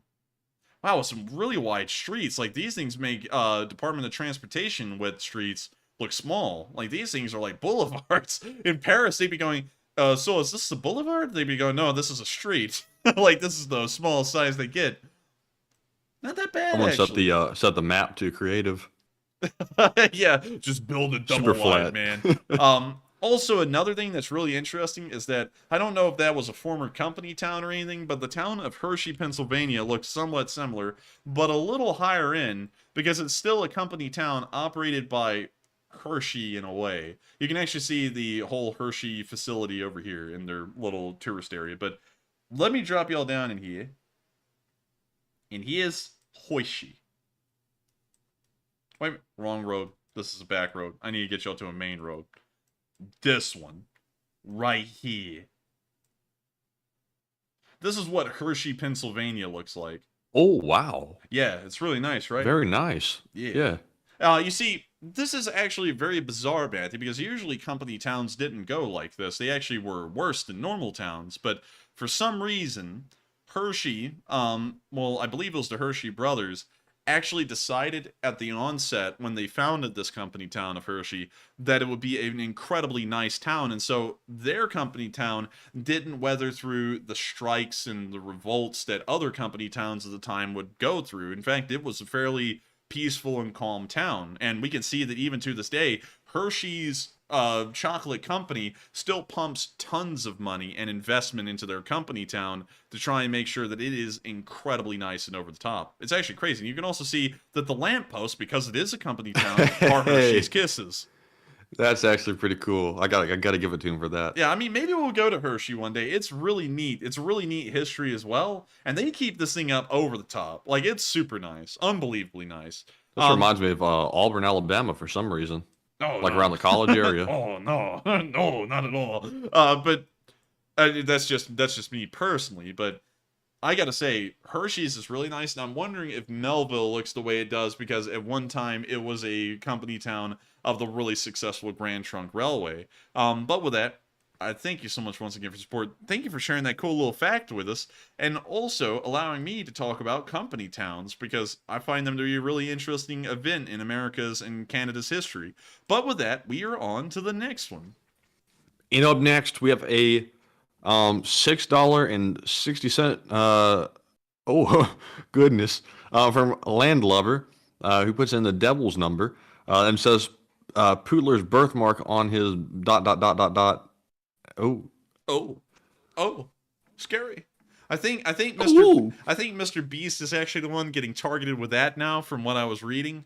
It's yeah. I would most likely say that Putin would be the one to have that number. Also, Matthew, I found that kind of weird that someone sits there and pays for 1,000 people's eye surgery and then they get called the Antichrist. Like, I was like, yeah, so much for doing a good deed anymore. Yeah, it's like, jeez. Like, he wasn't trying to be political. He's literally just trying to do a good deed and make a video out of it. And anyways, I thought, like, I'm not going to get into this or anything, but I thought the entire thing about Christianity was giving to charity and helping out the less fortunate, and then he does that, and then he gets called the Antichrist. It's like, that's completely counterintuitive, but apparently that... So some people bashing the fact he made a video out of it. It's like, well, he obviously makes videos for a living, so what's wrong with that? He paid for 1,000 people's surgeries. And then on top of that, it's like, by watching that video, you're helping him to make more money, so that way he can continue to throw money at other people. It's like, that doesn't really make a lot of sense to be complaining about that.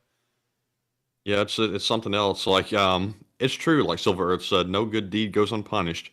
And Mr. Beast has been burned for maybe the first time on a wide scale. Hopefully it doesn't change his mindset.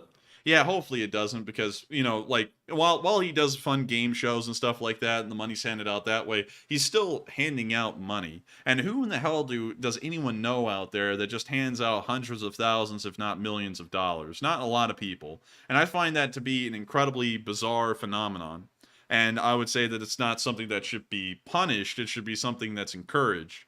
Because it's definitely, I guess you could say, much more positive than just sitting there and screwing people over, because that's usually what happens. But with that, I hope we address that. We're not going to cover that for too long, but I read up about it, and I thought the entire point that a lot of people were saying about it was just crazy. But with that, we are on to the next one.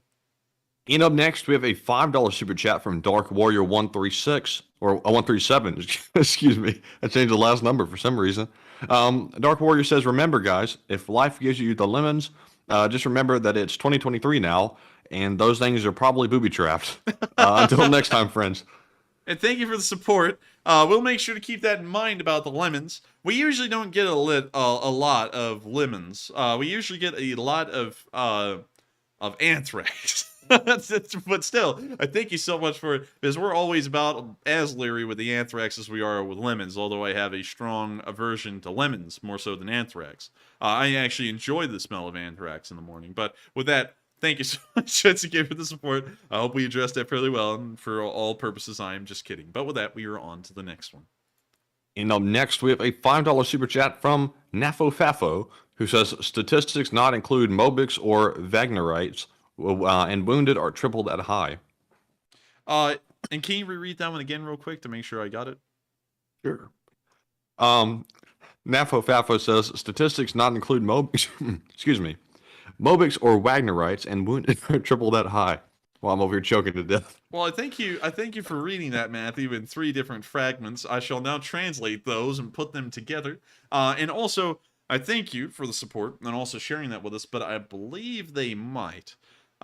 don't know for certain, and I think you may know a little bit more than me in that regard. So I will make sure to say that they do not include those numbers, and that the numbers may even be higher. And so with that, thank you so much once again for the support. I hope we addressed that fairly well. And with that, we are on to the next one. And also another thing, Matthew, Mr. Bag 60 said, oh my God, those 1,000 eye surgeries are the mark of the beast. Like, you know, that's something, I actually saw someone quote something, and they were saying he would, you know, the beast, the mark of the beast, whatever, would perform miracles. It's like it wasn't like walking over and just like waving his hand in front of them and they started seeing, you know, like he was paying for his name eye is Mr. surgery. Beast, though.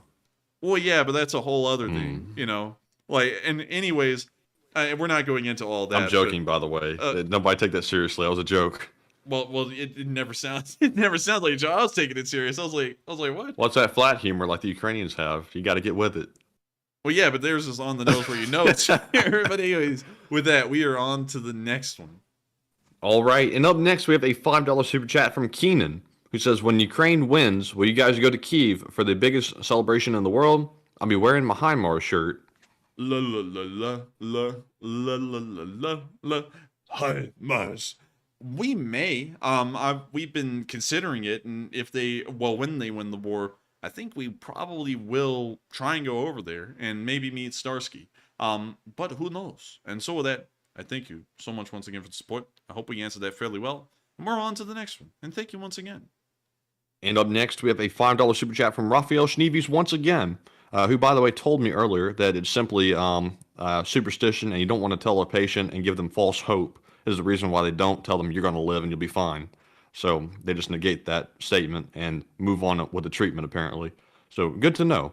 But Raphael Schneeves says this time, the Ka-52 helicopter has a radar. I'm pretty sure it's called the crossbow, compared to the Apache's radar called the longbow.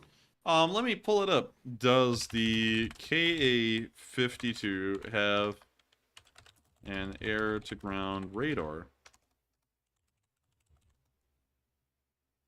Ka-52 is fitted with a mass-mounted radome housing a Phasitron FH-01 millimeter wave radar with 2 antennas for aerial and ground targets. Can we get a picture of this?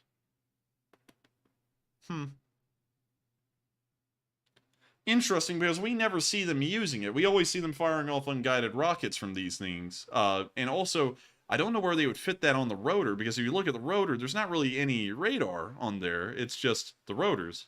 But I may be wrong. So that's fairly interesting here, but it appears as providing them no advantage whatsoever in this war. That may also be the case for the Apache, because we haven't seen it in these kind of battlefield conditions before. So with that, I thank you for the support, and also adding that into this, because that may change things that we thought before. And so with that, we're on to the next one. But thank you once again. And up next, we have a $10 super chat from Avari Mendebratis, who says, please tour Kingwood, starting with these coordinates. Copy. Paste. Oh, I got him copied, Chief. I see it. Using your tour guide voice, for a small part of northeast Houston, we have a lot of diversity between that point and Porter to the west. Let's see here. Please tour Kingwood, using your tour guide voice. For a small part of northeast Houston, we have a lot of diversity between that point and Porter to the west. Where's Porter? To the west. There's Porter. Hello, everyone, and welcome to the Enforcer Tour. We're going to be taking a trip up the area of Kingwood in northern Houston, and we're going to be taking our trip to Porter. But before we begin, I have to ask that, of course, y'all keep your arms and legs inside the vehicle. If your children fall out of the vehicle, we will not be stopping. We will, in fact, be backing up. But anyways, let's get on the tour and let's drop down. Apparently, we cannot drop down there. It is a gated neighborhood, the Gucci neighborhood. We're going to be dropping down here. And if we take a look at these houses, we will notice that they all have incredibly manicured lawns and very nice front facades. They also have the street, though, is looking a little sketchy, though. The street appears to be of a tarmac design, similar to those used at readily constructed U.S. Air Force airfields. It is a very interesting construction design brought about by the 1900s and reinforced concretes, becoming a new form of tarmac for vehicles to be transported on. As we move through the neighborhood, we can notice that the houses are incredibly nice, and you will actually know that Mr. J Moneybags lives in that house right there. He was a young industrialist, also known as a young Turk, that was able to start off this area of town and also bring in that sweet Turkish hashish. We're now moving further on down the street. I don't know if this is the tour guide voice, because wait a minute. What kind of car is that? We're going to be backing up to take a look at that car. That is actually it's a truck. Oh, I thought it looked like some kind of jank-looking Mercedes for a minute. And we're going to keep moving down the street, and we're now going to be moving past one of those Bobcats. This one was actually made in the United States during 2008, right before the economic recession. The man who owned this Bobcat skid steer unfortunately jumped off of a building after he saw that balloon mortgages, in fact, do not float, they sink. But still, the Bobcat is here, and it's a very interesting addition to this neighborhood. As we move on, he's doing a number on their front yard too. Yeah, he is. As we move on into the main thoroughfare called Willow Terrace Drive, we start moving down, and we can see this massive blur behind us. This is where the cult worshippers go in this town to practice their idea of pixelating the atmosphere so that way no one can see what's really going on. Nothing really nefarious, but we do call it witchcraft around here. As we move on down the Kingwood Boulevard, and the wrong way, we're going to turn back around and go towards the Pixel. So let me go back this way.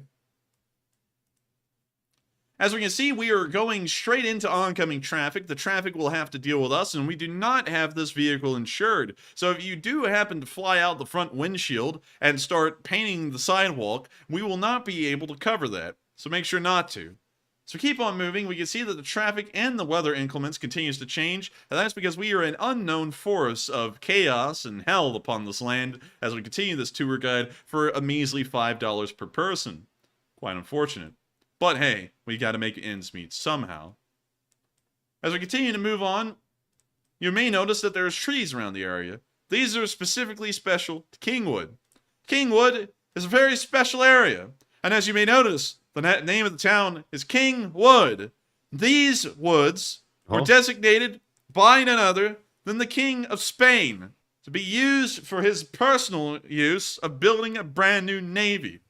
Sadly, the Spanish didn't have any idea how to build a navy, and they simply just kept the trees growing, including these crappy crepe myrtles that don't really do good for shipbuilding. So the woods stayed, but the king died, and so the town was named Kingwood. As we continue to move on through these intersections and blow right through the traffic, the cops are now on our tail. But we're not going to be stopping for him because I don't have a license. And if I stop, I'm going to jail. So we're just going to keep pressing on down the Air Force tarmac roads and on into the side chutes. It appears that we've now gotten off the main boulevard, and we're now continuing down the neighborhood. We're going to be hopping out of here and moving further on up the town and into the area of Shadow Forest Elementary School, the most ominously named elementary school in the history of elementary schools. Where do you go to school, young man? I go to Shadow Woods. Son, we need to call the cops right now. That is not a school. That is something else. We're now pressing on down a much smaller road, and as we get closer to Porter, the roads are getting smaller, showing that this is not traveled as much as the other areas of town. Quite unfortunately for the people of this area. The cops are still chasing us, but they're really blown away with how we can just teleport from one area of the town to the other and right past an Exxon Mobil. Actually now called Exxon. We can see that the gas price on this given day on January 2022 was $2.99 per gallon. Wait a minute. It says liquor cabinet.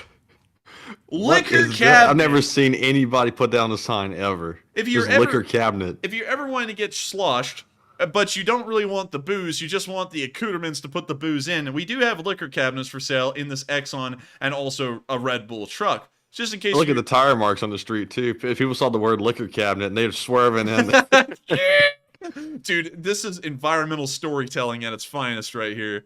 So we're gonna keep moving on.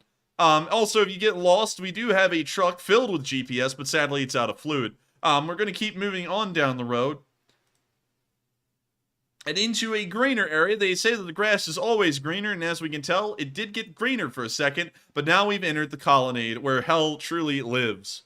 We're going to keep moving on, and we're going to try and find the red light district of this area, because I'm sure with a liquor cabinet around, the red light district must be nearby. Sadly, all we're finding is more suburban homes and ditches. And you know what they say about ditches? Witches live in ditches, and so we're going to have to go throw some holy fire down there in that place to make sure that the witches don't come back.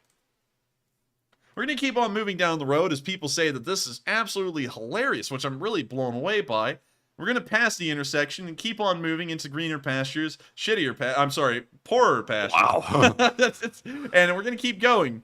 I don't know where this road's leading us. Oh, Concrete River. Concrete River. I love it. Concrete River. Special place. I actually, when I was a kid, I used to travel down the Concrete River, and some guy said, "Hey, kid, you're going to scrape up your legs." And I said, "No, I'm not, you crazy man." And then I did. Yeah, that's the story. We're going to keep on moving. I thought that story was going somewhere, but he decided to kill it before it went wrong. But let's see here. We're going to keep moving on. You know what? We're going to skip this area because there's nothing here. That looks like Mississippi. Anyways, keep moving. We're almost to Porter. And the suburbs just keep going. Wait a minute. We're going to drop y'all down on Ford Grand Road. liquor. Because we got ourselves some grand liquor. Boo. Grand liquor. Beer. Cerveza Fria. And also wine and some ciggies. 15-minute parking only. Your drunk ass better be in and out of this parking lot before I can count to 10. And you won't even be able to count the time because you're so drunk anyways. By the way, we opened up the smoke shop. We have to bring attention to this because the profits from the liquor simply isn't good enough, and we're competing directly with Grand Liquor here in the smoke shop. Also, just in case if you could not tell it was a smoke shop, we also spray painted it on the side of the building and told you it was Mike's smoke shop, just in case you got it confused with Darren's smoke shop. So get the hell out of here. We're now going to be moving on past this area and past El Cabrito, the meat market. Meat market. We're going to find ourselves some schmeat, but we're going to keep on moving down the road, past the postal truck, on into greener pastures, back out of greener pastures here soon, and we're now passing the local Chevron. Last time I drove by here, there were two homeless people getting in a fight, and I threw in a piece of bread, and I told them it was the bread and circus. Sadly, they did not find too. Sadly, they did not find that funny, and they took the bread and they traded it for some ciggies. We're going to keep moving down the road past the Family Dollar. Sadly, the dollar can no longer be divided amongst the family due to inflation, but we're going to keep going anyways because y'all paid $5 for this tour, and I'm not stopping. And, if you think I'm stopping for anyone, I'm not. You see, we had the police behind us the entire time, and y'all are now my hostages. I'm just kidding. For all legal purposes, we're doing this on the computer, so obviously it's a joke. Y'all aren't physically here. But we're going to keep moving. The pastures have not stopped being green, and now y'all are seeing a true American classic, the 76, or otherwise known as the Gulf 76. This was commemorated after one of those beautiful oil spills in the Gulf of Mexico that turned all the beaches black and started absorbing these small balls on the beach. And now the beach has more credits balls than I. Anyways, we're moving on further down the road, and we can see that it's now entering more green pastures, gated areas, and wooded gated areas. Bill Chase, what the hell is happening? I don't know, but we've been at this for a while. And I thank you so much for the support of Ari. And I hope you enjoyed this. I'm taking the piss out of your area for fun. It's actually quite nice looking as far as towns go. But I hope you did enjoy it nonetheless. And I hope that was the tour guide voice you were looking for. It wasn't that different from my normal voice. But I hope it was what you were looking for nonetheless. And so with that, thank you so much once again for the support. I hope that does address the comment fairly well. And with that, we are on to the next one. And thank you for letting us take a look at Kingwood. Oh, yes, indeed. And up next, we have a $10 super chat from Greg Carmen, who says, Ukraine. Slava Ukraini. And thank you so much for the support. And so with that, I hope that does address that fairly well. And we're on to the next one. But thank you once again. And up next, we have a $5 super chat from Madison Music Teacher, who says, my grandpa in World War II, Captain Lay, 4-13-1945, near Aachen, Germany. We went a quarter mile when 9 German soldiers came from a trench waving white flags. Interesting. And thank you for sharing that story. And pretty interesting to hear. Aachen was actually destroyed heavily in the Second World War. And let me find it real quick. Where the hell did it go? I swear, it was right here. Oh, here it is. There's Aachen, right here. Aachen and Aachen. But this place was pretty much the Western version of Stalingrad. It wasn't as deadly, but it was definitely one hell of a fight. The U.S. actually started rolling in siege guns into the town, just blowing buildings away, because the Germans would hold up inside of them. They wouldn't come out no matter what. So pretty much the entire town was rebuilt after the war, except for the Aachen Cathedral, which still exists to this day in mostly original condition. You can even see the stained glass windows are still there, which is exceptionally rare, and especially considering the brutality of the fighting, it's almost unheard of. But it's a very beautiful cathedral all the way through. It's actually very old. I think it's from like the 1100s or 1200s. But I'll show you a street in this town. I forgot German privacy laws are a thing. Dang it. But this is what Aachen looks like now. Pretty crazy to think this was one of the bloodiest battles of the Western Front. And the town looks very nice now. Monsieur Daniel. But with that, thank you so much once again for support and sharing that little interesting tidbit with us. And with that, we are on to the next one. And thank you so much once again for the support. And up next, shout out to Dupper Bob, excuse me, and Chris Webb for each putting in a $2 super chat and saying Slava Ukraine. And of course, Slava Ukraine. And thank you very much for the support. And up next, we have a $10 super chat from Avari Mandubradas once again, who says, now a serious question. A friend believes Zelensky and Putin are one and the same. Both are bad men, and that the U.S. should curtail support of Ukraine. How would you respond if you were me? I would say that there's a huge difference in between Putin and Zelensky, just on the concept of this war. Putin had his military invade Ukraine and is committing countless atrocities inside of that country. Does that make Zelensky a bad man for standing up and defending his country and supporting them? That wouldn't make much sense. That would be like saying, and I'm assuming that this friend is an American, that would be like saying George Washington was a bad man because he stood up against the British and helped the United States to form its own country.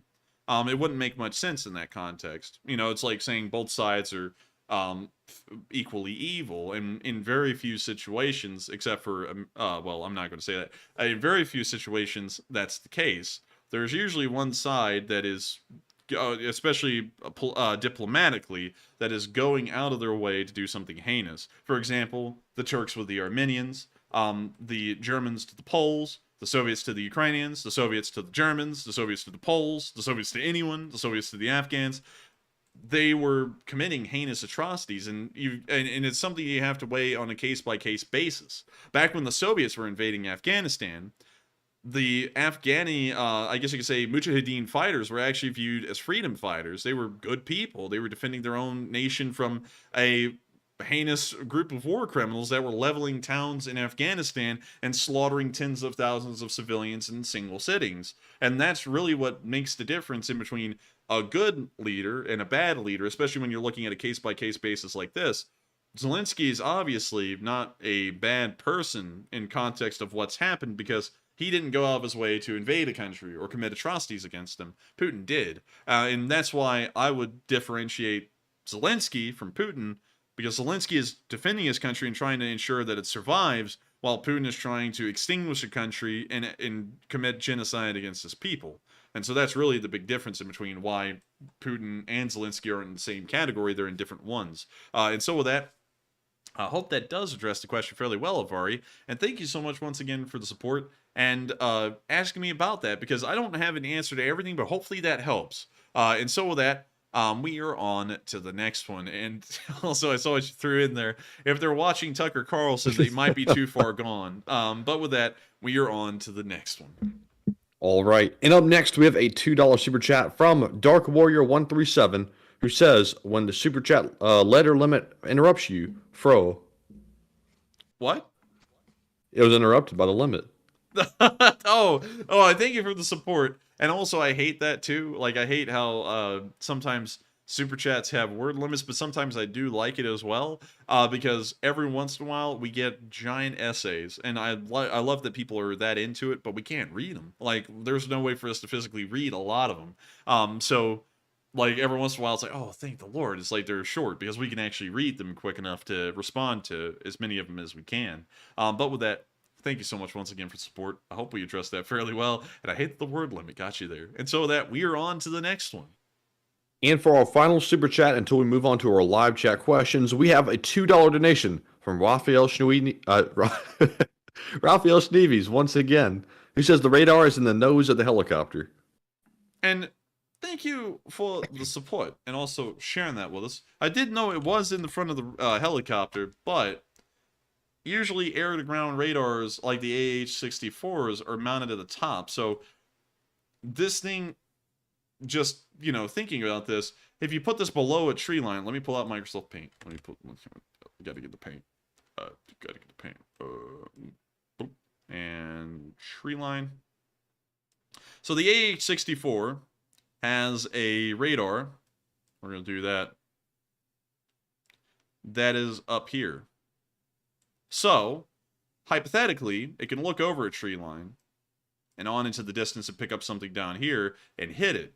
The Ka-52s, if it's in the nose, it's going to be directed straight into the tree line, and it'll just be blotted out by the trees. So it still would have to get up above the tree line for that radar to work. That's why there's a difference in between the longbow on that one, is because while it may be as capable and it may be an air-to-ground radar, it's not in an advantageous spot on the helicopter. I'll actually show you this here in a picture. The Ka-52s is right there. The AH-64, and why it's better than the Ka-52, is that an AH-64, let me find the right picture, is up there. So the entire helicopter can be below a tree line, but the radar is up there, the air-to-ground one, and it's actually scanning for targets over the tree line, which is why the AH-64 has an upper hand advantage compared to the Ka-52 for that reason. But you do make a good point. It is in the front of the helicopter. And so with that, I thank you so much once again for your support. I hope I clarified what I meant, because I didn't clarify that well enough the first time. And with that, I think we're now into the live chats, and so we're going to be answering as many live chats as we can. And so with that, let's get on into them. And real quick, we did have one more super chat, this time from Dubsy Dabster, who puts in a 2 and says pineapple whiskey. And thank you so much for the support, Dubsy Dabster. You've always supported this channel since the beginning of time, and we will make sure to have some pineapple whiskey. We don't drink, though, so it'll probably be like fake pineapple whiskey, but hey, we'll still try. Someone's about to say, I don't trust a man that doesn't drink. Let me tell you something. If I drink, I wouldn't be able to run the stream. I'll tell you that. 6 days a week. But with that, we are on to the next one. But thank you so much once again for the support, Dubsy Dabster. Also, did you see anybody solve the Morse code tonight? I thought that was your thing, Matthew. Well, I didn't see it. What? So we don't have it in the spreadsheet. What? If somebody solved it, message me, because I didn't see it. And I can't believe that. I was looking through here the whole time thinking, where is it? I don't see it. Someone decode that message. No, it was a good one. I promise y'all, it was a good one. It was funny. But with that, I guess we're on into the live chats then, like just straight into them. And Paula McDonald said no. Yeah, I figured, because usually every time I see it, I'll create the little message for it, and then I'll put everybody's name in behind it. So I don't think we had anybody decipher tonight, which is a first. Man, this could be this could be a disaster here. What's happened? I don't know. That honestly kind of brings me down a little bit, because usually we always get it, and tonight it was a pretty good one. I'll wait for a minute to see if anyone got it. If they didn't, I'll just tell y'all what the code is. But with that, let's get on into the questions. All right, and the first one goes to Boba Yuzala, who says, Enforcer, why do you think Ukraine's artillery has been so incredibly accurate? Slava Ukraine. Ukraine's artillery has been incredibly accurate, mostly because of laser-guided munitions and also a high level of training for Ukrainian artillerists, which combined makes them precise and accurate. And so with that, I hope that does address that fairly well. And we are on to the next one. It looks like no one's actually got a deciphering for the Morse code message. So I'll tell y'all what it was. The Morse code message was, if you want to remove Russians from your carpet, call 1-800-588-2300 on fire or something like that. That was ding ding ding. Yeah, that was the thing. That was the Morse code message tonight. But no one was here to do it. Mark Hodges wasn't even here to do it. Man, well, with that, we're on to the next one. All right. So up next, we have a question from JHRGF, who says, what if Blackwater is sent to Ukraine? I don't know. They don't exist anymore. Yeah, they don't really exist. They were rebranded for marketing purposes, but I don't really know. I have a feeling that that wouldn't really be received too well, and that would also raise a lot of questions because the Blackwater group is not really looked at too well. But with that, I hope that answers the question the best I can, and we're on to the next one. All right. So our next one goes to Stephen Varney, who says Israel has sent Iron Dome to Ukraine? Question mark. No, sadly, unfortunately. And so with that, I hope we answered that fairly well, and we're on to the next one. And the next one goes to Steve Hughes, who says, Enforcer Matt, have you guys heard the rumor of Ukraine getting better long-range missiles? Missiles, they meant to say, I think. Mrs. It's Mrs. Charlene, my boy. Hello, Mrs. We've got better misses now. You can leave. You bash. But anyway, moving on from that, and answering the real question.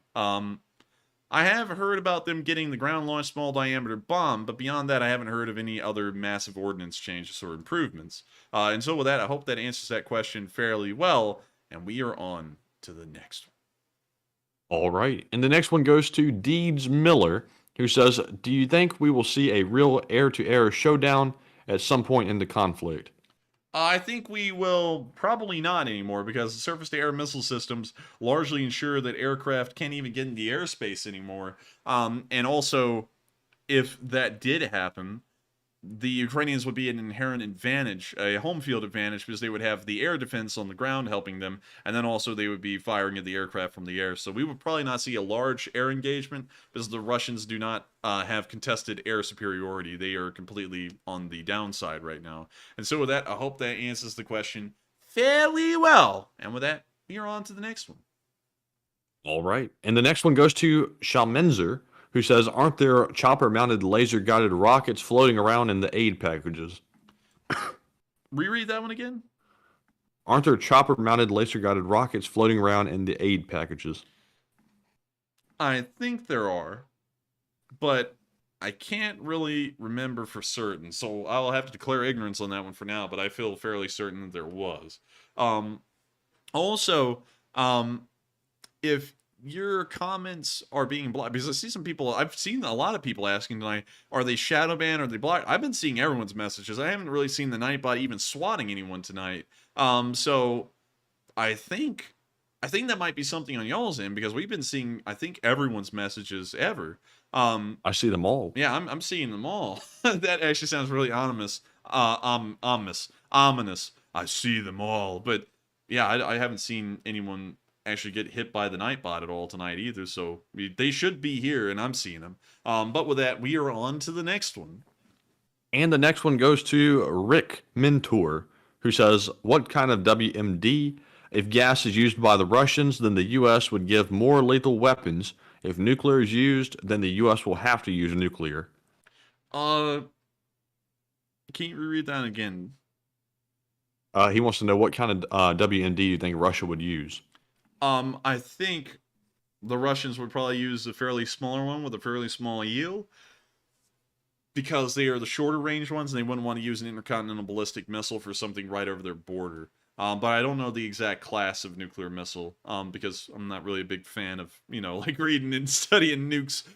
But with that, I hope that does address that fairly well. And I just saw the Nightbot get one person. It was actually book banded, and this is one thing I will say. The B word, the current sitting president, the former sitting president, those are words that the Nightbot will swat. Usually we just prefer people say the former president or the current president, because, if you say one name or the other, then a political fight starts, because, people can't handle hearing a name, and so they start trying to murder each other. But that's usually the reason why the Nightbot gets people. And that's the first time I've seen that all night while I drop a quarter.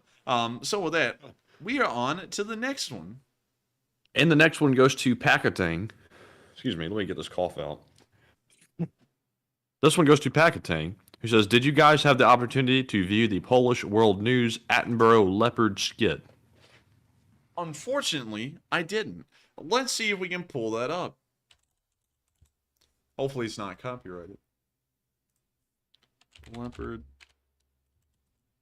2 Attenborough.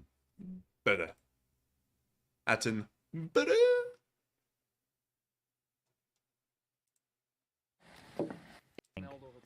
I can't find it. Not on YouTube. Not on YouTube.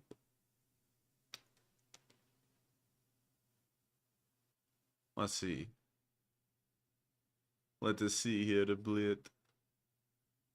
I can't find it. I cannot find it. Sadly. So unfortunately, I'd have to say no. And so with that, I hate to say that, but I hope we answered that fairly well. And also, Matthew, I like how Liam Pendragon said, with the West's recent history, how do people have the ignorance and audacity to have the moral high ground against Russia? Thorn, thank you. I was aware of that. People just need to take this more seriously. I don't even know what the hell last part means. I don't even think Thorn was agreeing with them.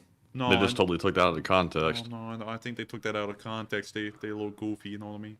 But anyways, with that, we are on to the next one. All right, and up next we have a question from Derek Banks, who says, do you think the high loss count is due to Wagner retreating? I think it doesn't appear that they're retreating according to Deep State UA, but I think it may be because of the Russian advances just running into the meat grinder today, a literal meat grinder. They just run into it, they get churned up and spit out.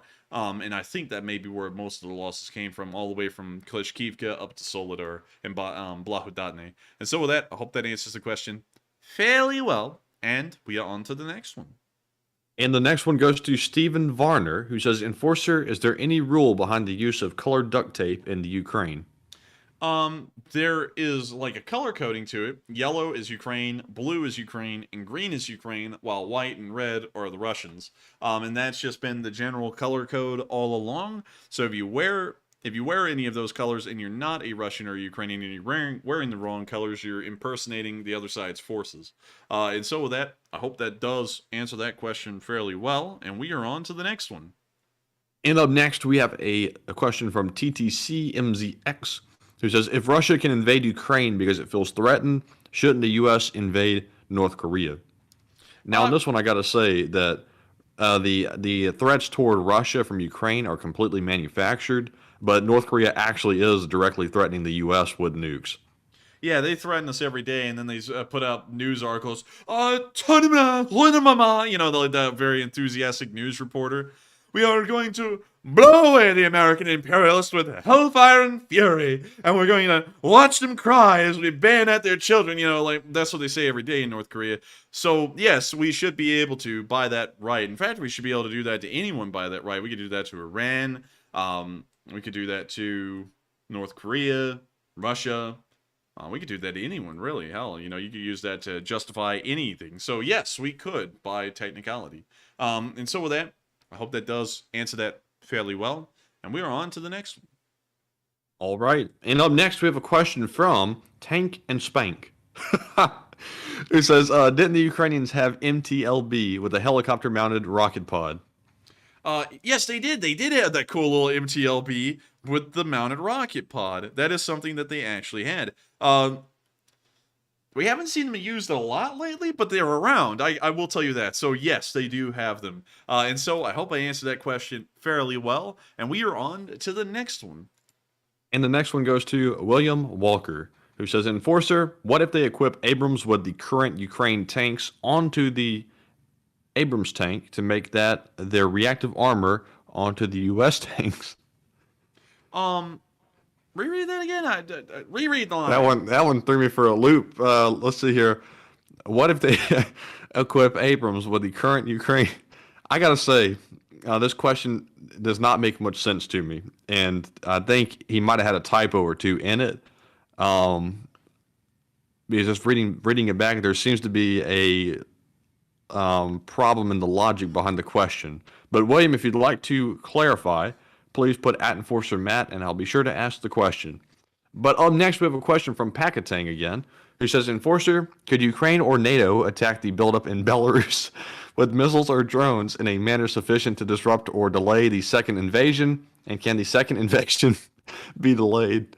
The second invasion will most likely not happen. They could do that, but we don't really have any proof of any kind of real buildup. So I would have to say They can, but I don't think it's necessary. And so with that, I hope that answers the question fairly well, and we are on to the next one. And the next one goes to Christo, who says, Ukraine starts February 24th offensive with Bradleys, and what are your thoughts? Ukraine starts February 24th offensive with Bradley. I think that'd be pretty good. I think that's a great thing for them. The Bradley is incredibly competent, very capable, and it can definitely take out some of the Russia's best vehicles. So I would say that'd be a fairly good thing for them to start off with. And so with that, I hope we answered that question fairly well, and we are on to the next one.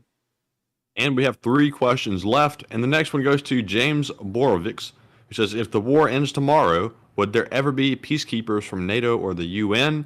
If they don't do that, then the war can stop and begin for decades. There could be, but usually NATO peacekeepers or UN peacekeepers are used in countries that are embroiled in civil war and also on approval of the UN Security Council. And the Russians are a permanent member of the Security Council and could veto that decision, and it will probably never happen. So I would say that it's most highly unlikely that there would be peacekeepers in Ukraine, but there is a low possibility and a low chance of it. And so with that, I hope we answered that question fairly well, and we are on to the next one.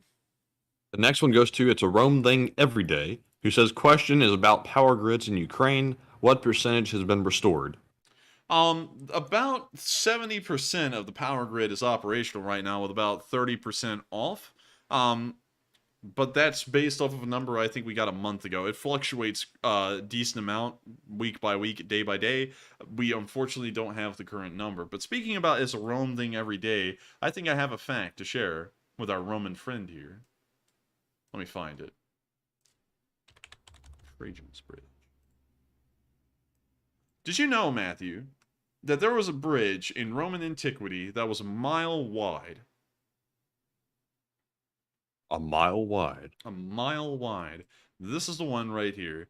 Trajan's Bridge. The only thing that exists anymore of this bridge is the foundations on the very far sides. But at one point, this thing spanned across the entirety of the Danube, and it was a mile long. Mile wide's not really true. Mile long is, though. It was the longest bridge ever built in the ancient era, and there would never be a bridge as long as this one until about I believe it was the mid-1800s, mid to late 1800s. So this thing was by far a marvel of engineering and construction.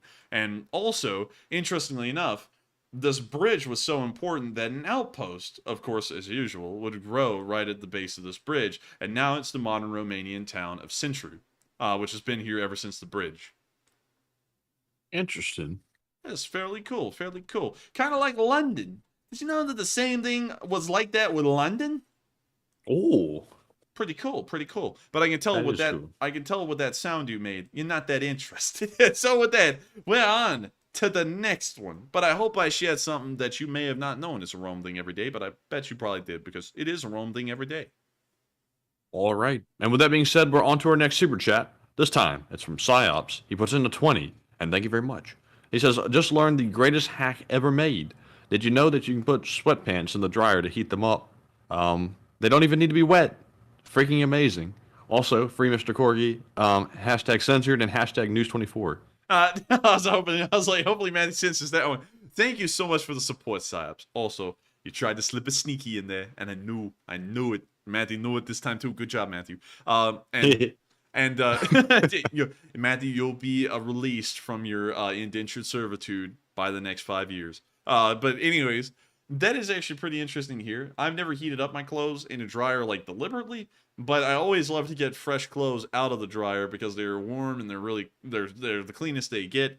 And I gotta say, it's really nice. I gotta agree with you. And so with that, thank you so much once again for support, Psyops. We will try and free Miss Awergi, but little Miss Awergi, he don't like to be held for too long. We pick him up and we hold him a little bit. And he's like, put me down, you fiend. So it'll probably be really hard to keep him on camera for long, but we'll try again. We'll try. And so with that, thank you so much once again. I hope we answered that fairly well. And with that, we are on to the next one. Thank you so much once again, Psyops, for being a legend and helping this channel to keep rolling. All right. And it looks like this one is the final one of the night. So, Enforcer, start the procedure. So, who is the lucky last person who threw in the lucky last question of the night? And that viewer is Midget Hobbit, who puts in a $2 donation and says one good thing in Russia, Plasticine Park. I can't believe you got that right, Matthew. Plasticine Park. What's this here? Is this it? This is it. Let's take a look at it. Wow, that is a hairy cow. Cow. It's a bison. It's a bison. Wow. Absolutely impressive. A bison. Wildfires raging. Very nice. The Russians love them. Bison. I think Chernobyl got a hold of that one. Horse. This guy looking over baby bison. Horse. Another horse. Long-legged bison. Snowy bison. Bison in snow. Cows in snow with tag. Swamp. And guy. Bison. More bison. Picture with woolly mammoth in it. Russian great nation. Make woolly mammoth again. Make woolly mammoth great again, bleed. Cow. More cow. Goat? Oh, I mean, no, sheep. Oh, keep the thing away from Kadyrov. Bison. Just a lot of bison. I mean, hell, there's a load of them here. And deer. Reindeer. But still, pretty neat. I've never heard of this place before, but it does look pretty cool. And so with that, I thank you so much once again for the support. My good friend, Midget Hobbit. You are our friendliest Hobbit that is also a midget. And thank you all so much once again for watching. I hate that, well, I don't hate that we rounded out on the Super Chat. That was our final question. We didn't have any more live chats left. But still, I'm very happy tonight that we actually got to everyone's questions in time. We got to every single Super Chat, every single live chat. I mean, like, that was actually pretty crazy. And so with that, I thank you all so much once again for watching. For the first time in a long time, we were able to get to all the live chats too. And so, I thank you all so much once again for watching. If y'all did enjoy, make sure to subscribe and also hit the like button. And make sure to tune in, because we run this stream every single day of the week at 10 p.m. Eastern Time, except for Mondays. Those days we take off. But as soon as we come back on Tuesday, we continue to cover the war, and we also cover Monday that day as well. And so with that, thank you all so much once again for watching. Stay safe, good night, take care, good luck, and I'll see you all tomorrow. And also, Slava Ukraini. Jaga Jaga, Igor! Igor!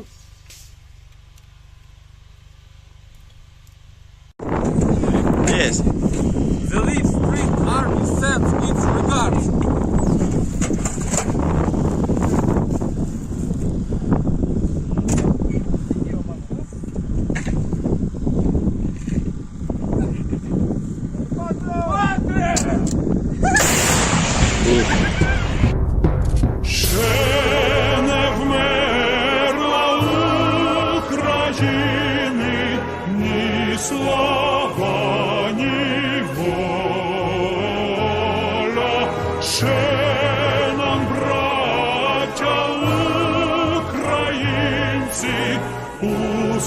Усміхнеться доля, згинуть наші вороженьки, як роса на сонці,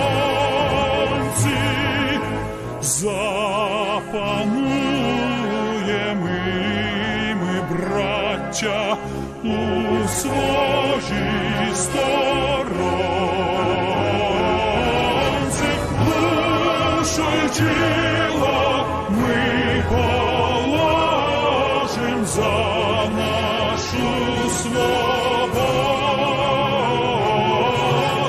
і покажем, що ми браття козацького роду. Душу й тіло ми положим за нашу свободу і покажем, що ми браття козацького